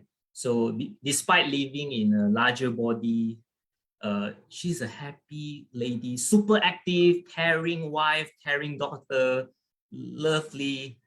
So people living with obesity are not all about sloppiness, laziness, or sadness, diseases. We really need to improve on our media portrayals in promotional and educational infographics. But I don't go around scolding people because it's just against my style. My mentors, there are some who directly correct people, but I hope through today's lecture we have 400 something people. You can convey the message on my behalf. All right, let me introduce you to Rajpal, Amir, Siti, Achong, Mei Lian, and Jessica. So they make my presentation more lively lah. But back to my question, did you spot the difference between the slide that I asked you to think about and compared to their presence one? So congrats if you spotted Janice, which was portrayed in a negative manner that associated patients struggling with weight, that they are greedy, they snack a lot. In reality, Janice is probably a loving wife, mother, and daughter, who is also a professional, working in a professional jobs, work very hard to support her family. So who are we to judge and portray her in such manner? Anyway, Janice, Siti, Rajpal, Amir, these are not their real names, but all these gorgeous pictures of people in the larger bodies are stock photos, but very limited to get these photos. Sometimes I even think that I need to buy some of them because Asian ones are so limited. The third strategies to reduce weight bias among healthcare professionals is to learn the consultation technique. It should be patient-centered, that view patient as a whole rather than the disease itself only. And then when we decide on treatment plan in a collaborative manner rather than instructive one. Oh, you ada obesity lah. You kena kurangkan berat badan. You pergi jalan 30 minit 5 kali sehari, 5 kali seminggu. Pergi buat lah. That's the instructive and healthcare professional centered counseling. But we should move towards collaborative manner, which is a part of patient-centered care. And we are so lucky to have Prof. Alvin presentation just now. Thank you, Alvin, for that beautiful, fantastic response. I just want to take up pom-pom. Yeah, I really agree. Please come to Penang and be our psychologist or educate people about motivational interviewing. It's very helpful in people struggling with obesity. I did courses for motivational interviewing for quit smoking. It's really need to practice a lot. How confident am I in practicing? Am I motivational interviewing in my counseling? Whew, maybe on days like my energy bar is 100%, 30% of the time, because it will eat up our strength. And that's why I think psychologists, they have this like recalibration of their mood thingy that they can go on and on with each patient. Whew. So these skills are things that we as healthcare professionals should learn, and then practice makes perfect. One step at a time. It maybe sounds scary. I believe in sembang banyak tak ada guna lah. The best is that, okay, today we talk, Alvin's taught us about it. Try 1 or 2 patients in the next 1 month. You'll master it before you know it. And finally, last but not least, our clinical care environment must be so convenient and comfortable for people seeking help for weight management. So when I was in Canada for obesity medicine subspecialty training, a number of my patients commented that they love my supervisor clinics because they feel safe and welcome. The thing that my supervisor has bariatric chairs, the bigger size chairs, which a patient can sit comfortably. The toilet size are different. The BP cuff bigger, and then weighing machines is higher limits. These are some of the things that the patient listed there.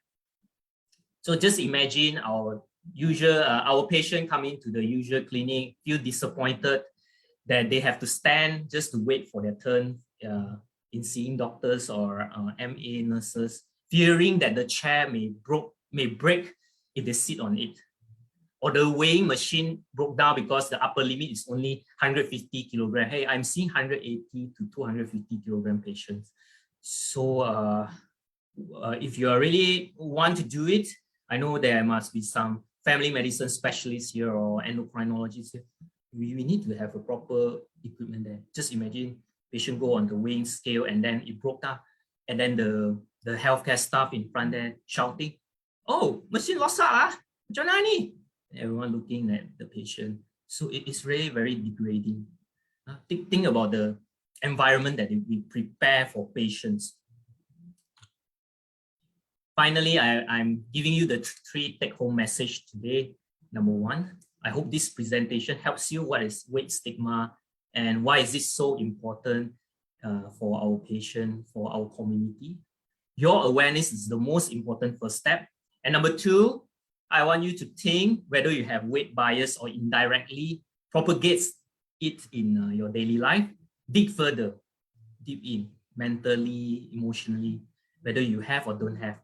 Even you have, don't worry, plan your step forward, how you want to improve the situation. I suggest writing down is the best one.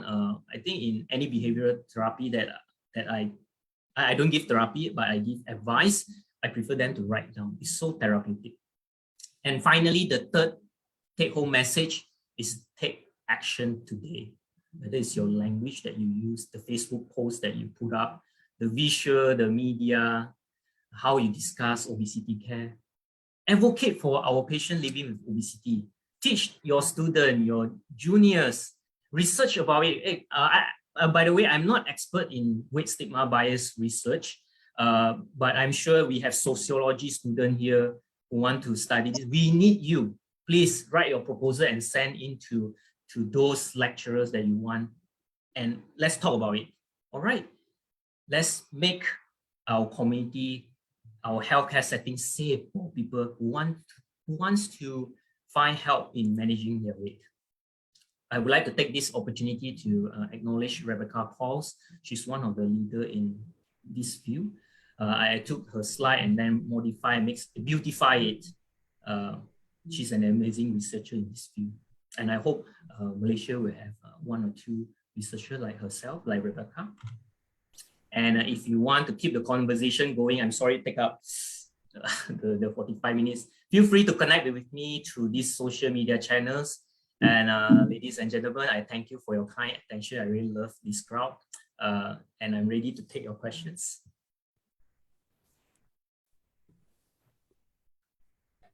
Thank you so much, Dr. Teoh, for the enlightening talk. Any questions for Dr. Teoh?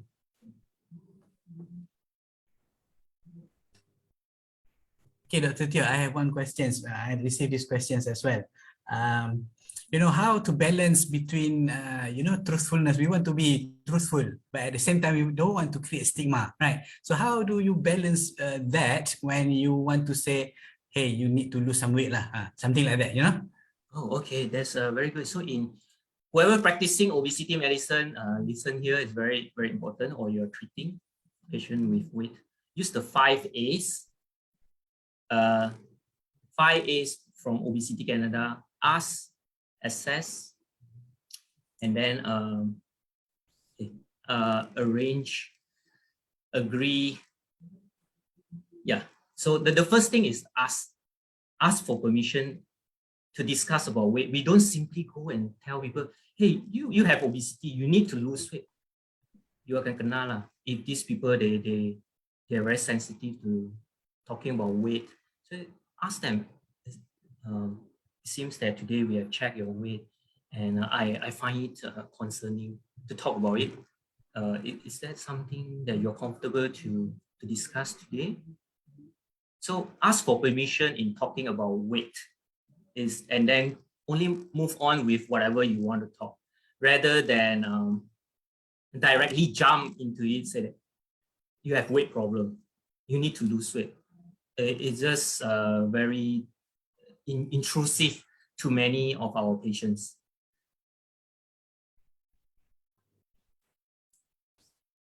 Yeah, Dr. Gita, thank you. Hi, Dr. Teoh. Thank you so much for your talk. I must admit, I have done this unknowingly, unconsciously many times, with regards to the pictures, especially we do use that, some of the pictures, in our There's no problem. Everyone learn. Just that I tak berani cakap. You see a lot of people. I'm not the guy. Wait, it's so not my nature. Yeah. So it's a good opportunity. So today, Don't worry.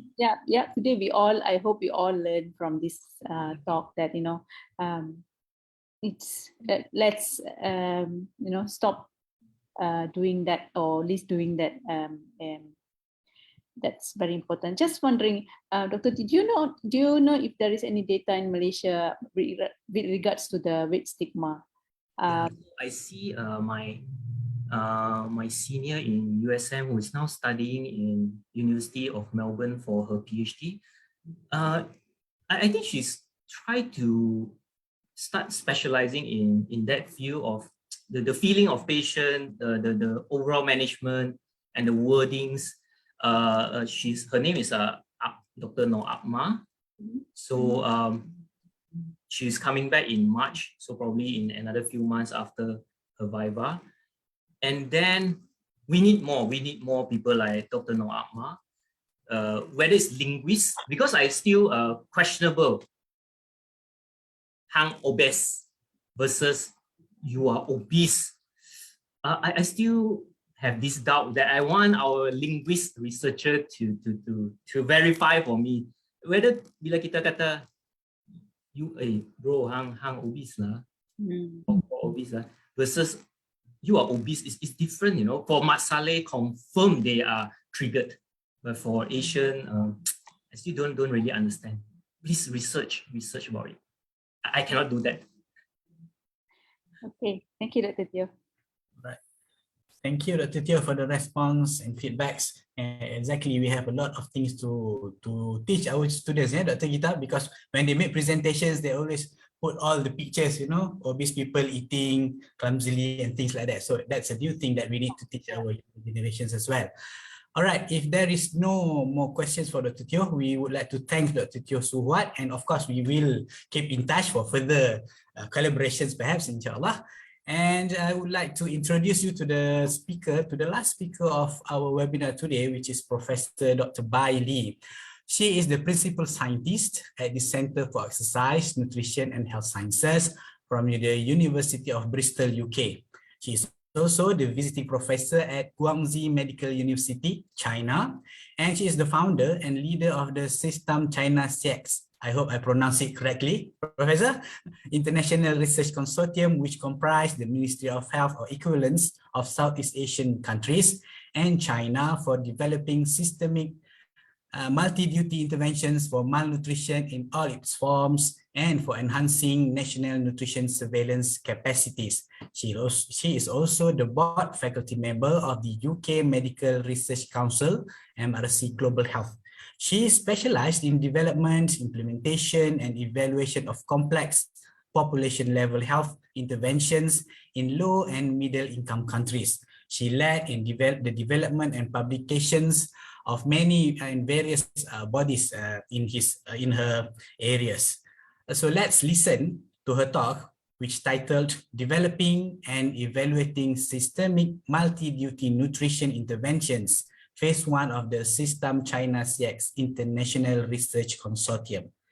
The screen is yours, Professor Bailey.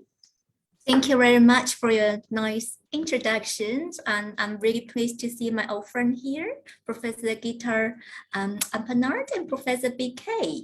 And nice to see everyone here. I just landed in China and only slept about 3-4 hours in the last 24 hours. So apologies if I'm not in my best conditions. And okay, so I share my screen with you.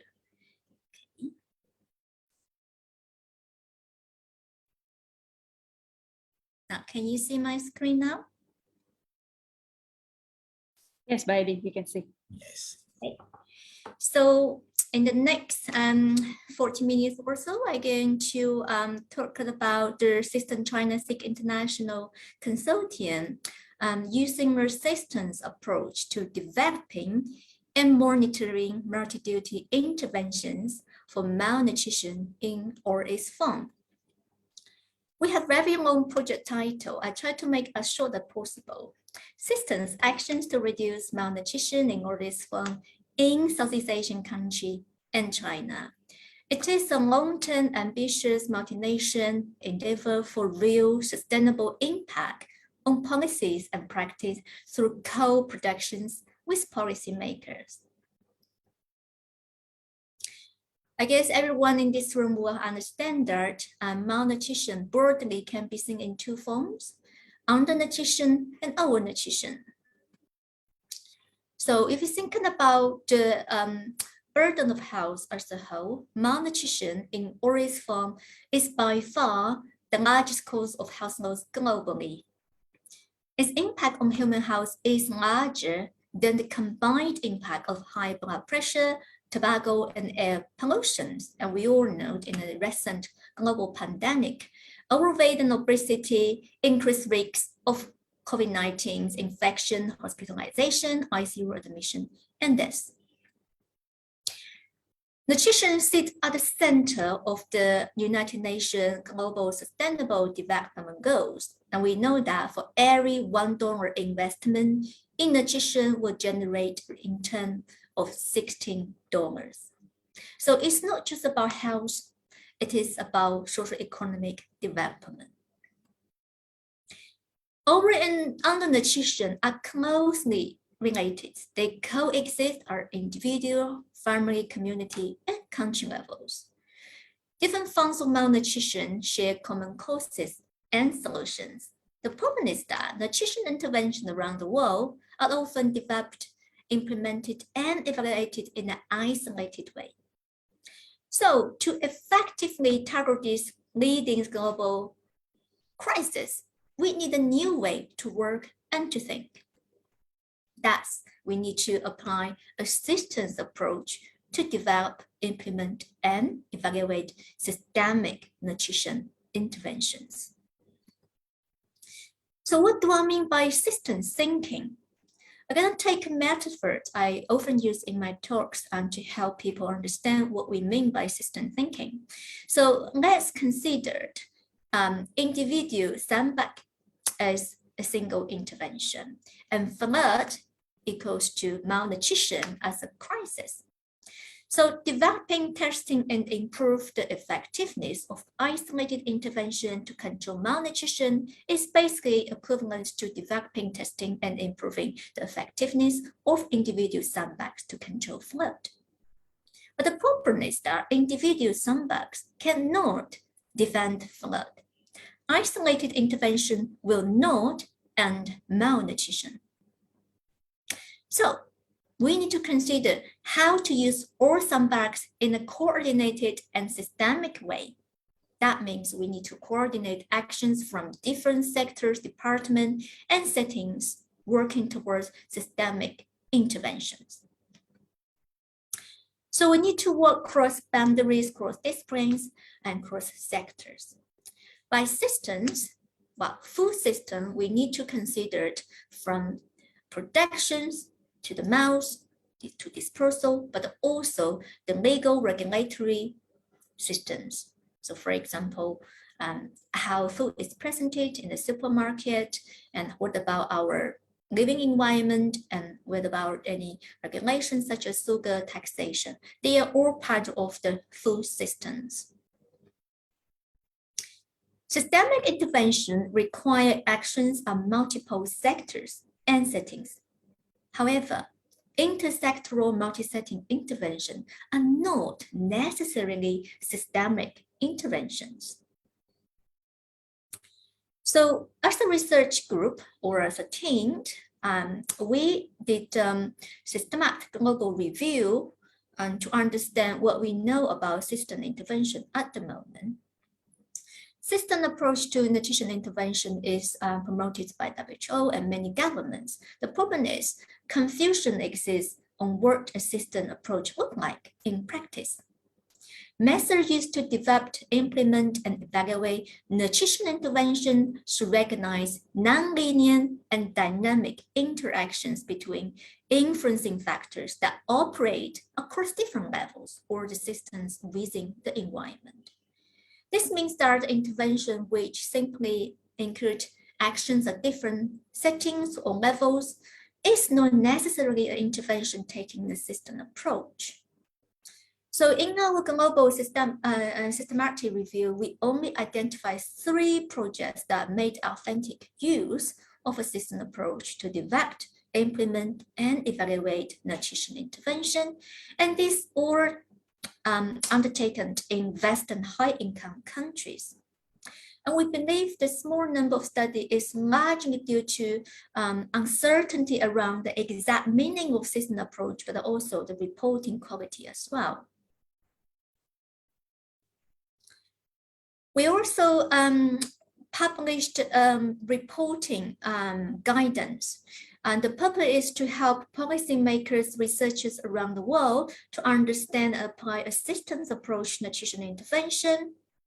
And so this published the guidance for reporting intervention underpinned by the system approach were arranged in many questions, guiding practical questions, so help the user to really understand the 3 important stages of any intervention's life cycle. So intervention development, we had the 3 guiding questions.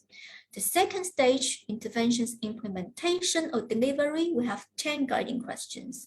And then we have 12 questions for evaluation and monitoring. This is a very useful tool for policymakers, researchers, editors, funders, and evidence viewers around the world to have a better understanding about what we mean by systems thinking at different stages of intervention's life cycle. So the System China Think project was launched in 2021. Actually, we started in 2022, but due to the pandemic, it was a little bit delayed. And we also announced our launch ceremony that the Chinese city Fangchenggang became the world's first demonstration city for systemic nutrition intervention to address malnutrition in all its forms. And we are the first project to apply system approach to co-developed multi-duty intersectoral intervention with the policymakers for malnutrition in all its forms in a developing country. So what's the goal? The overall goal is to develop, co-develop, and evaluate intervention using a systems approach with decision makers from diverse departments and sectors. The intervention should have the following features. They should address multiple forms of malnutrition, not simply looking at obesity or underweight, but looking at multiple forms of malnutrition. And the intervention should be coordinated across departments or sectors, and they shouldn't have unintended consequences and should benefit the whole population. By whole population, we means everyone living in the setting, regardless age, sex, and socioeconomic status, should benefit from the intervention because the system intervention targeting the societal risk factors or the problem that's surrounding our living environment. The long-term goal is to reduce malnutrition in all its forms in Southeast countries and China. So I mentioned the word many times, system approach, and in practice, system approach can take different form. But in this project, we use group model building to support intervention development. GMB is a system dynamic method using system thinking. In practice, this involves several interactive workshops with diverse stakeholders to identify interrelated and dynamic drivers of a complex problem and to prioritize systemic interventions. A focus on feedback loops, causal loop diagram is the main output. So this is just an example how a causal loop diagram looks like. It helps the participant to see how factors originating from different parts of the system interrelate to each other, not in the linear relationship, but could be in a circle. So we call this feedback loops. The benefit of using a GMB are multiple. It brings representatives from different sectors, departments, and disciplines together, help them to recognize, understand how seemingly unrelated sectors, departments, or disciplines are actually interrelated and share common problems and solutions. It breaks boundaries and promotes open and equal discussion, so engage with new stakeholders. It helps to build a shared understanding and a common goal by identifying shared problems and solutions. It motivates people from diverse sectors, departments, disciplines to act in a coordinated way. GMB, very powerful. It helps to address complex issues such as obesity.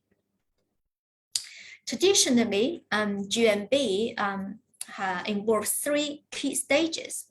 In the first stages, the participant will producing a preliminary causal loop diagram. In the second stages, people will review, refine the program, and finally, using the what they call improved version of the diagram, they can then identify and prioritize intervention for actions. However, to make this process work in a very different setting, as I said before, all previous practice were based in high-income Western country. So if you want to check and to learn how this can be used in an Asian setting, we need some pilot study. So what we did, one of the main jobs in the phase 1 project is to testing how this process can be done in an Asian setting. So we did this in China. We developed 9 stages group building group via GMB processes and to extend the traditional 3-step process to take into account the Asian culture factors. So you don't need to know the detail about each step, but what I want you to see is that you do need to consider local context to make this method use.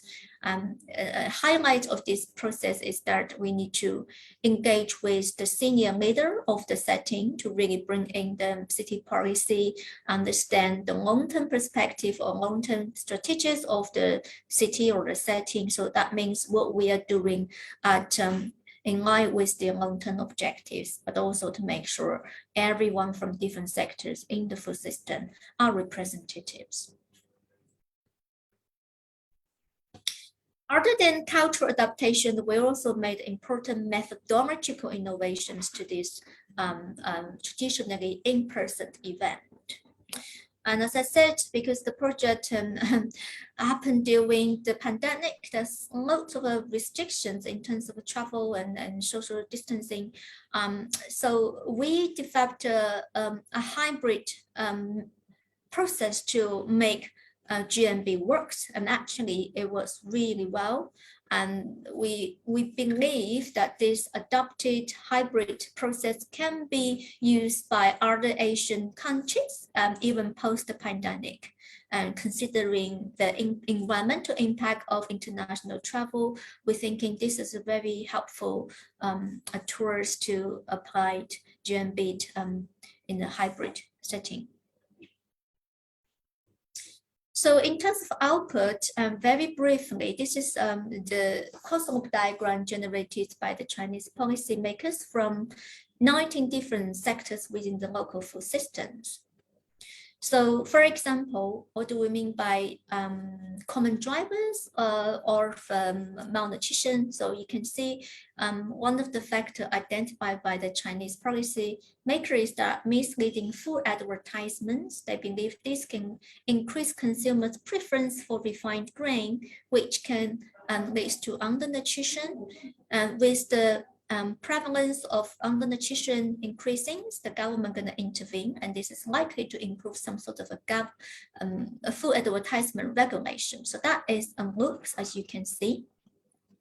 At the same time, consumer preference for refined grain can lead to overnutrition, and again will generate government's interest, and it might then bring in further regulations in food advertisement. So that's an example of a double duty effect. So that means if we can do something about food advertisement, it's likely to have a double duty effect on malnutrition.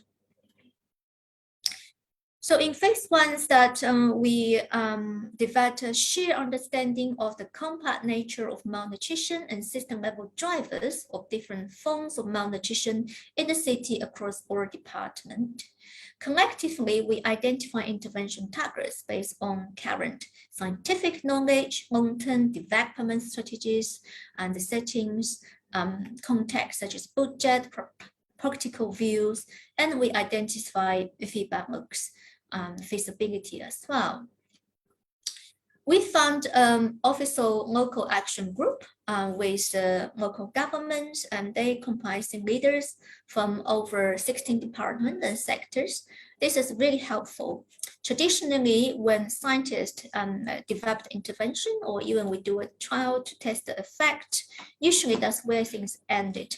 But by having a local action group and by collaborating with the government, we close the gaps between intervention development and implementation and evaluation. So this is sustainable. The next step is that we need to specify the content, the strategy, delivery strategies for the identified intervention, and start long-term monitoring. And that is what we mean by surveillance.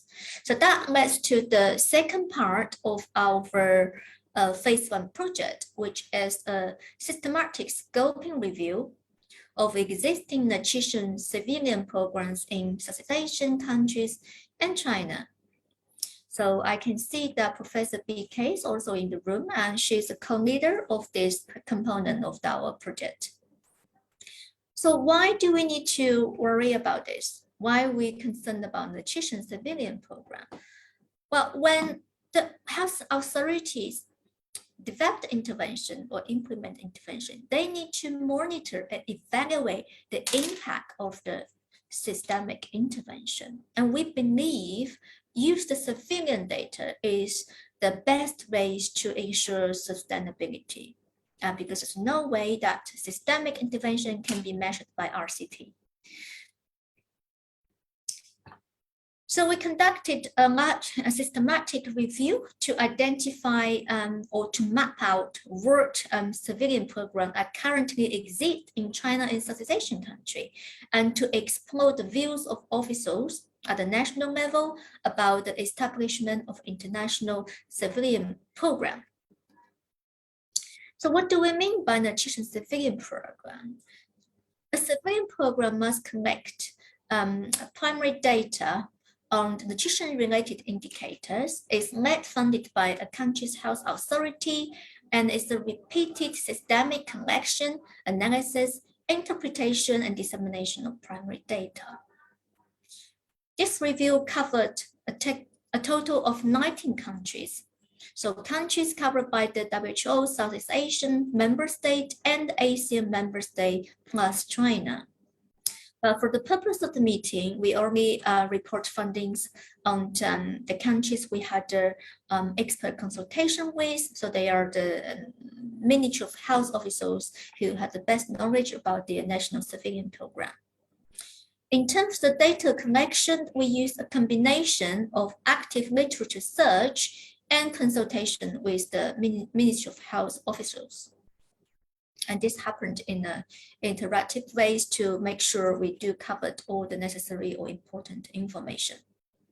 So that's the nice picture showing our lovely colleagues from Ministry of Health of different countries to help us to understand their civilian program in their countries.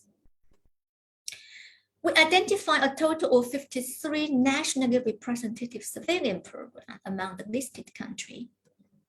Very briefly, and as you can see that all countries collect data on height and weight, and some of them also collect information on waist, hips, circumference, info. In terms of the micronutrients information, most countries already collect data on ions, but for other indicators, this seems to be very dependent on the country. As you can see, all countries had existing measurement on dietary assessment, with the measurement on infant young people being the most popular one. All countries had a connection on the young people.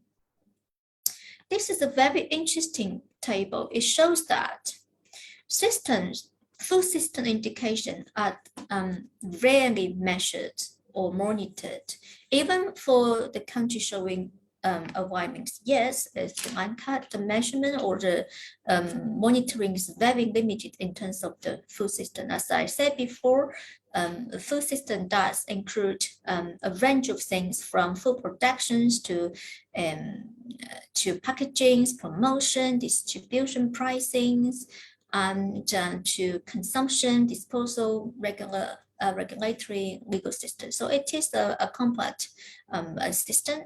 So this is a very important finding from this review, which show that this is the areas collectively we need to work and to improve. In terms of data quality, all countries have one or more programs that collect high quality data. All countries have one or more programs that make changes to the program methodologies. 42% of countries do not cover all population growth and nutrition status. The same amount of countries do not cover all population growth for diet assessment. But all countries have one or more programs with electronic data collection infrastructures, and a large proportion, over 90% of countries, have one or more stable programs. In terms of timeliness and frequency, this figure vary again, depends on the population group. So 58% of countries had a program that collect data yearly, and 40% every 2 to 4 years.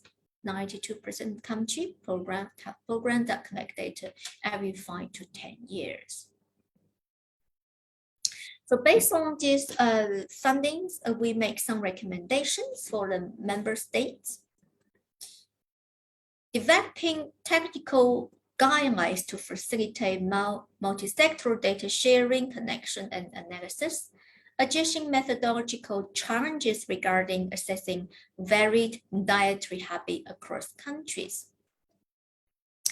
International organizations and charities should continue providing financial support and pilot electronic data connection infrastructure across programs to reduce cost. And this is very interesting. We realize many countries have more or less an interest or experience in doing this. And it's good that people can share experience to promote the best practice. Including indicators on multiple forms of malnutrition, including indicators on the upstream food environment or the wider food system. This is, we believe, is very important part of future work. If we're gonna monitor and improve systemic intervention, we do need to have monitoring in place for the food environment. Securing sustainable commitment from national leadership, building or infrastructures for nutrition surveillance and intervention.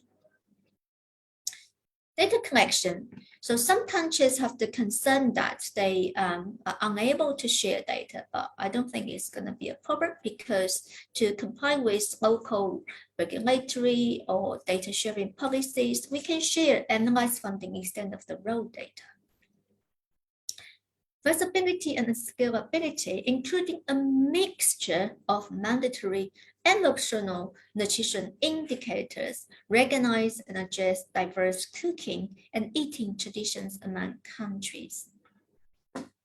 Incorporating short and long-term nutrition surveillance components, varying intervals for data collection, dependent on indicators, and finally building an international working group. Integrate country knowledges and technical knowledges of international scholars. So for example, in our project, we will identify challenges and goals for the next stage of research. So this is what we recommend.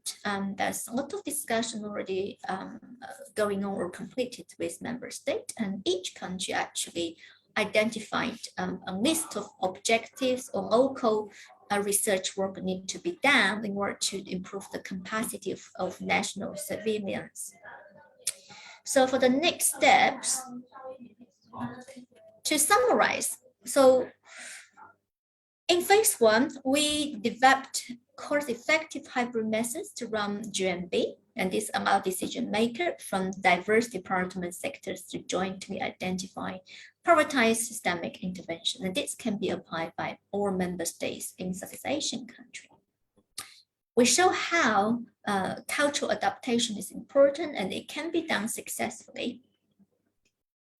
We identify and review existing nutrition surveillance programs in all Southeast Asian countries and China. And we consult with national health officials. So this allows us to understand the areas we need to improve collectively and also the areas for individual countries to focus on. And most importantly, I think, is to establish an international platform at very high level for long-term collaboration. So the next step is really thinking about skill up. So the work we piloted successfully in China then can be applied or adopted in other countries, but I still believe that local cultural adaptation is important to make to maximize the usefulness of GMB for local settings. And because we collaborate with national authorities in our member state, we are able to produce international, national, regional guidelines with support from WHO, who is also an important partner of this consortium. With this, we will focus on two things. One is co-developing intervention with GMB and other system methods, and then also to improve the capacity of national countries to monitor, improve systemic interventions.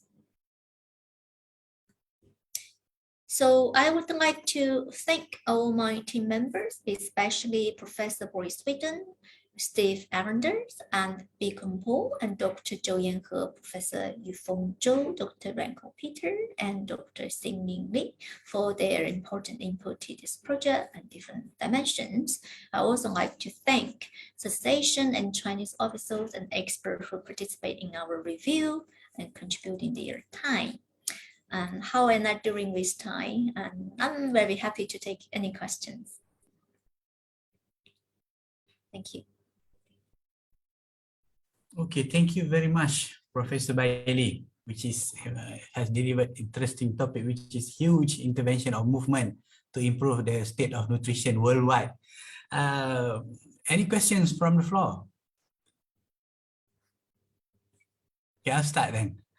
You mentioned about the holistic approach, right? Maybe you can explain a little bit about how food security, by improving food security, can improve the obesity situations. How, sorry, I didn't quite catch the full question. Can you repeat? Food security, how do you think improving food security can improve obesity situation? Yeah, well, food security, it is a very important part when we're talking about malnutrition, and it's linked to climate change, environmental protections. And I can give you example within that cosmological diagram I show you. We identified a couple of climate change related factors actually linking to both under and over nutrition. So if we can find a sustainable way to improve the the way people are farming process, and not only increase productivity, but also to minimize environmental impact, then that you can address the common driver for both obesity and climate change. And I understand in some of the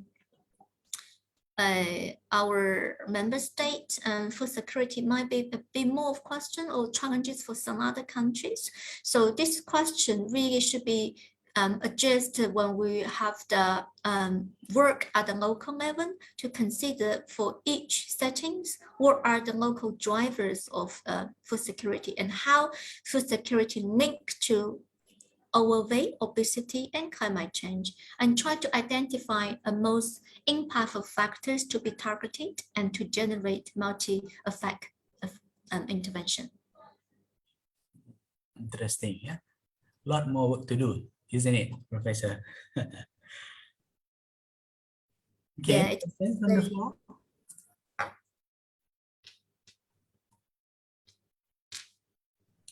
Dr. Gita. Hi, Dr. Bailey. Thank you so much for sharing your tremendous work on the international, the projects that you're doing internationally with regards to preventing malnutrition, specifically obesity. But just could you share with us how challenging it was to do this? I mean, I'm sure it's so challenging, to do something at this level. What was the most challenging part? Just for us to understand the extent of this. Yeah, I guess that from a scientist point of view, that we are so used to doing research on our own. We can create a research team with experts from different disciplines, and we develop intervention, and we testing it, evaluate it, and publish the paper. Then the problem is, what then?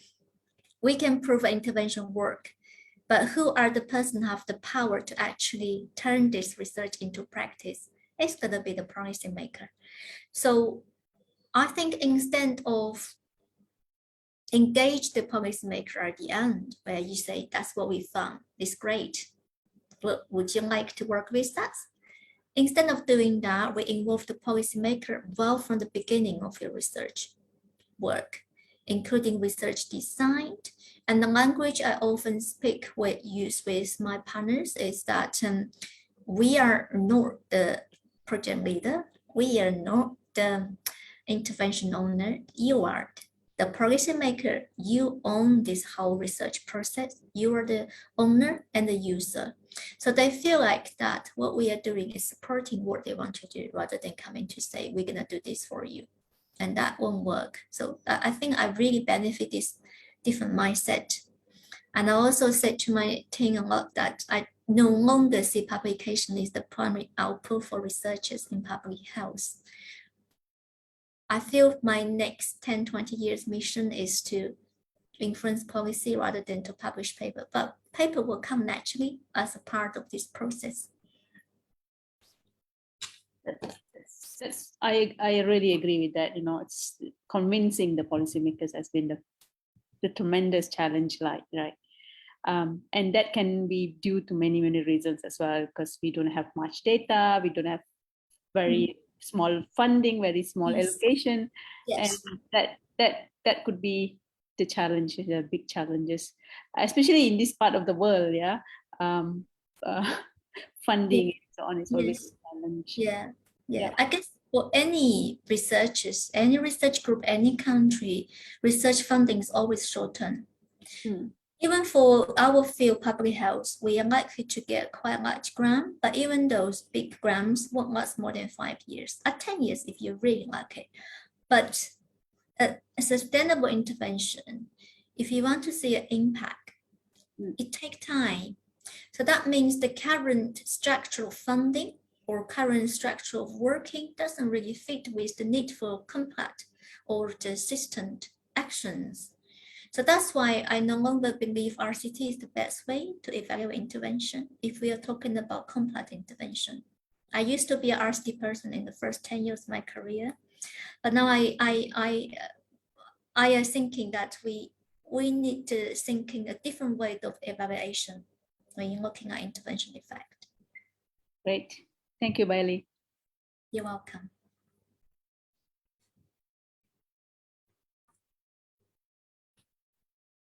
Any more burning questions? I think there's another one question in the chat. Yeah. Yeah, Prof. Rokia is saying wise to bring in policymakers at the start of the research or project. Okay. I think it is very good question. I got asked this a lot.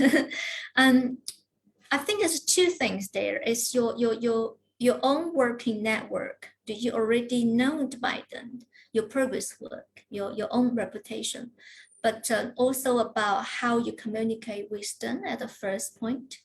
And I usually spend quite a good amount of time to understand local needs, speak their languages.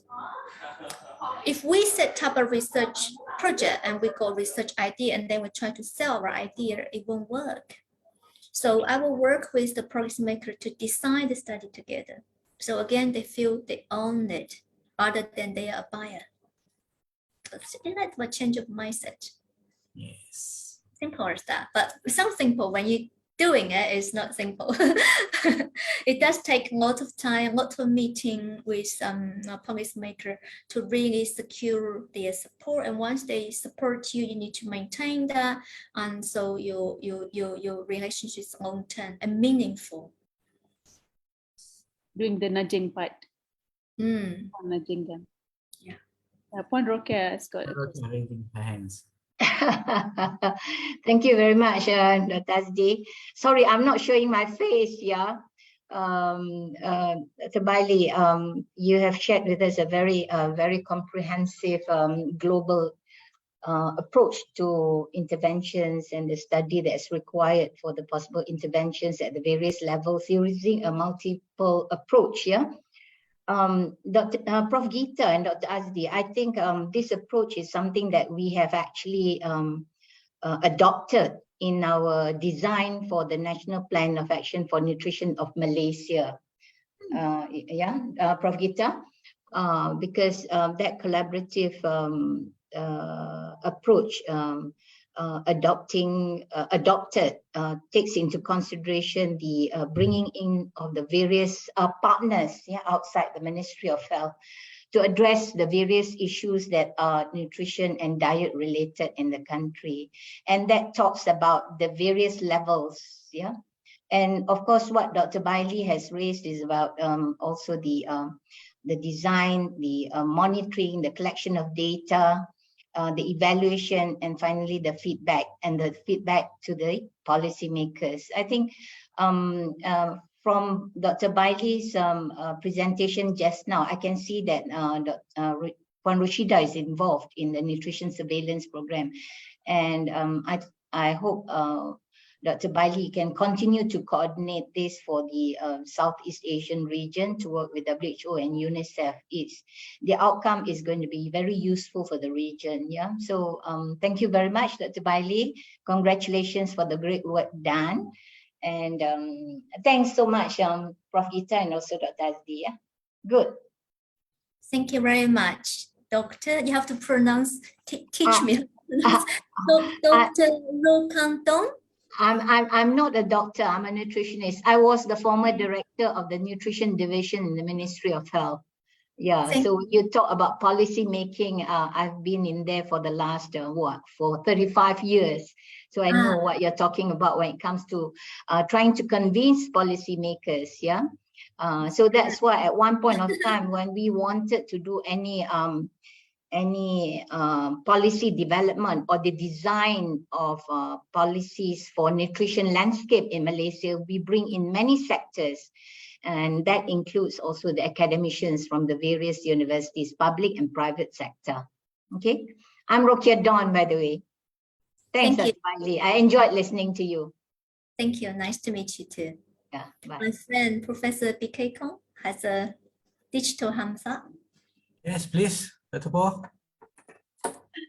Hi. I just want to congratulate you on doing this very important sharing, and just to share with everyone that as a co-researcher for this project, I'm very impressed with the way Dr. Bailey handles the whole project. She is not only confident, but she has real foresight on what to do in the next, like she said, the next 20 years. So already we completed phase 1, right, Bai? So now we are moving into trying to get grant for phase 2, but she already knows what she wants to do after phase 2. So keep up the good work, Bai. I'm really impressed by you. You're too nice, my friends. But I couldn't have done all those things without you, particularly the review project, and BK is absolutely important members in that review project. And you will see the paper is under review. Hopefully everyone can see the full paper soon. And thank you, BK. Nice to see you here. Yeah, look forward to phase 2. Oh, definitely. I hope it's no fun now. And both of you have to share again in this muscle platform. Thank you. From your Thank you for the invitation. From Malaysia. Yeah. Thank you, Dr. Bailey. Thank you very much, Dr. Bailey. Oh, BK, you okay, BK? Sorry, I pressed wrongly. Okay. I see that is the goodbye wave. Okay. Thank you very much, Professor Dr. Bailey, for the interesting talk and all the networks and presentations. I would like to now invite Dr. Gita to give some words before we end the session.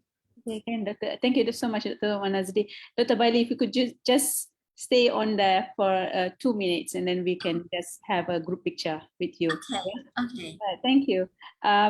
Firstly, I would like to start by thanking all of you today, and also the speakers, of course, for the excellent thought-provoking talks. Prof. Alvin and Dr. Teoh is no longer here, but Dr. Bailey is here. So thank you so much once again. And also for our moderator today, Associate Professor Dr. Azdie, for keeping things under control and reasonably make it on time. Yeah. And most importantly, thank you to all the participants here. I guess there's 100 here and there's 300 over in Facebook. Is that right, Dr. Azdie? Yes. So 400 over. So it's 400 just now. 400 something. So it's 500. It's amazing. Yes. Thank you so much for the support. Without your participation, of course, this webinar wouldn't be a success it has.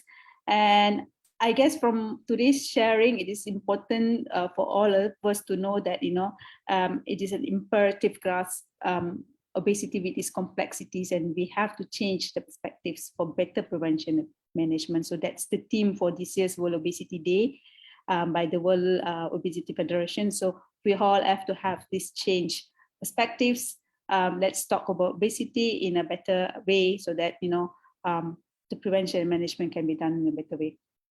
And I also agree with Dr. Bailey's conclusion just now. We have to work in the country, internationally. Yeah, it's very important, the cooperation, the collaboration, intersectoral, and so on. This is what Puan Rokia also mentioned just now. We already have this in our NPAN 1, 2, 3 with the intersectoral cooperation and collaboration on preventing malnutrition, especially obesity in this context. Yeah. And thank you. I hope all of you will continue to support our activities in MASO. And our next activity is the Thursday, what advertisements get. Our conference for this year will be on the 4th and 5th September 2023. Yeah, please block your dates for this conference, and looking forward to seeing all of you then. It will be a physical one this time. So till then, thank you so much. Thank you. Thank you very much, Dr. Gita, for the closing remarks. Prof. Ismail, do you have something to say? Our past president of MASO. All right. Oh, thank you, Azdie. Well, what can I say? I thought that all the 3 speakers today gave us a very good insight of, especially the 2 other speakers was something else, and the last speaker gave us, how policies can be initiated through, hopefully, the evidence base of what you're collecting now should help educate or maybe give the policymaker more bullets to actually finance project, that's as one of your concern was that we can do so much, but at the end of the day, what will the policymakers of each of this country do with those information that you have all gathered? It's a very and it's multinational, multi-country. So I hope your dreams, will come to fruition in maybe 20 years' time, as you say. You're still young, so it's okay. I hope that we want to see more about obesity too. Also, I know malnutrition is one thing, but since we are an obesity association, so we hope that there are more projects on obesity, multi-centered studies that in the way in the future. And we have a lot of young people like Azdie, Gita. We have a whole bunch of young, energetic, looking forward researchers, and if only they can get the money to do the research. So thank you again for the insight, and I really enjoyed this 3-hour session. Thank you. All right, thank you very much, Prof. Ismail. So I hope everyone can switch on their camera for photo session. And I would like to congratulate and thanks all the participants who maintain. Our participants maintain above 300 at all times until now, close to 5 o'clock. Lovely, okay. Lovely. Please switch on your camera.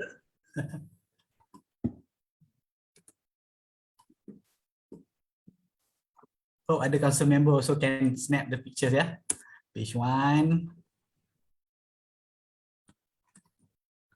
All right. Page 2.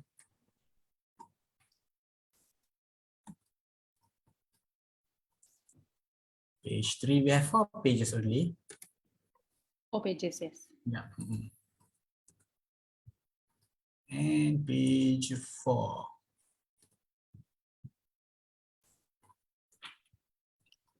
Okay, done. I see a lot of new names. Yeah, I hope you guys are members of MASO. It's time for you members, to. You can download the form. But I don't know whether you are members of MASO, but if you are not, please join us. We need all your support. Thank you. All right. Thank you very much. We have come to end our session. It is a successful session, I believe. And I hope you will join again for more MASO programs in the future.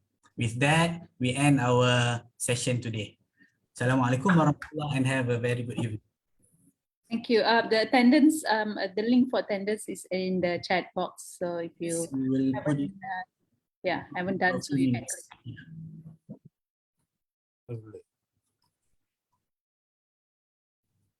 Okay, thank you everybody. Thank you once again, Dr. Azdie. Banyak tak? Thank you, Prof. Gita. Thank you, Parokia, for. Yes. Thank you. I didn't have my powder and my lipstick, so I wasn't too sure whether I look all right or not. Wow, your background is quite. What is that? International what? Oh, I couldn't remove it from my computer. Okay. That was a webinar that I had. We know you're an international lady anyway.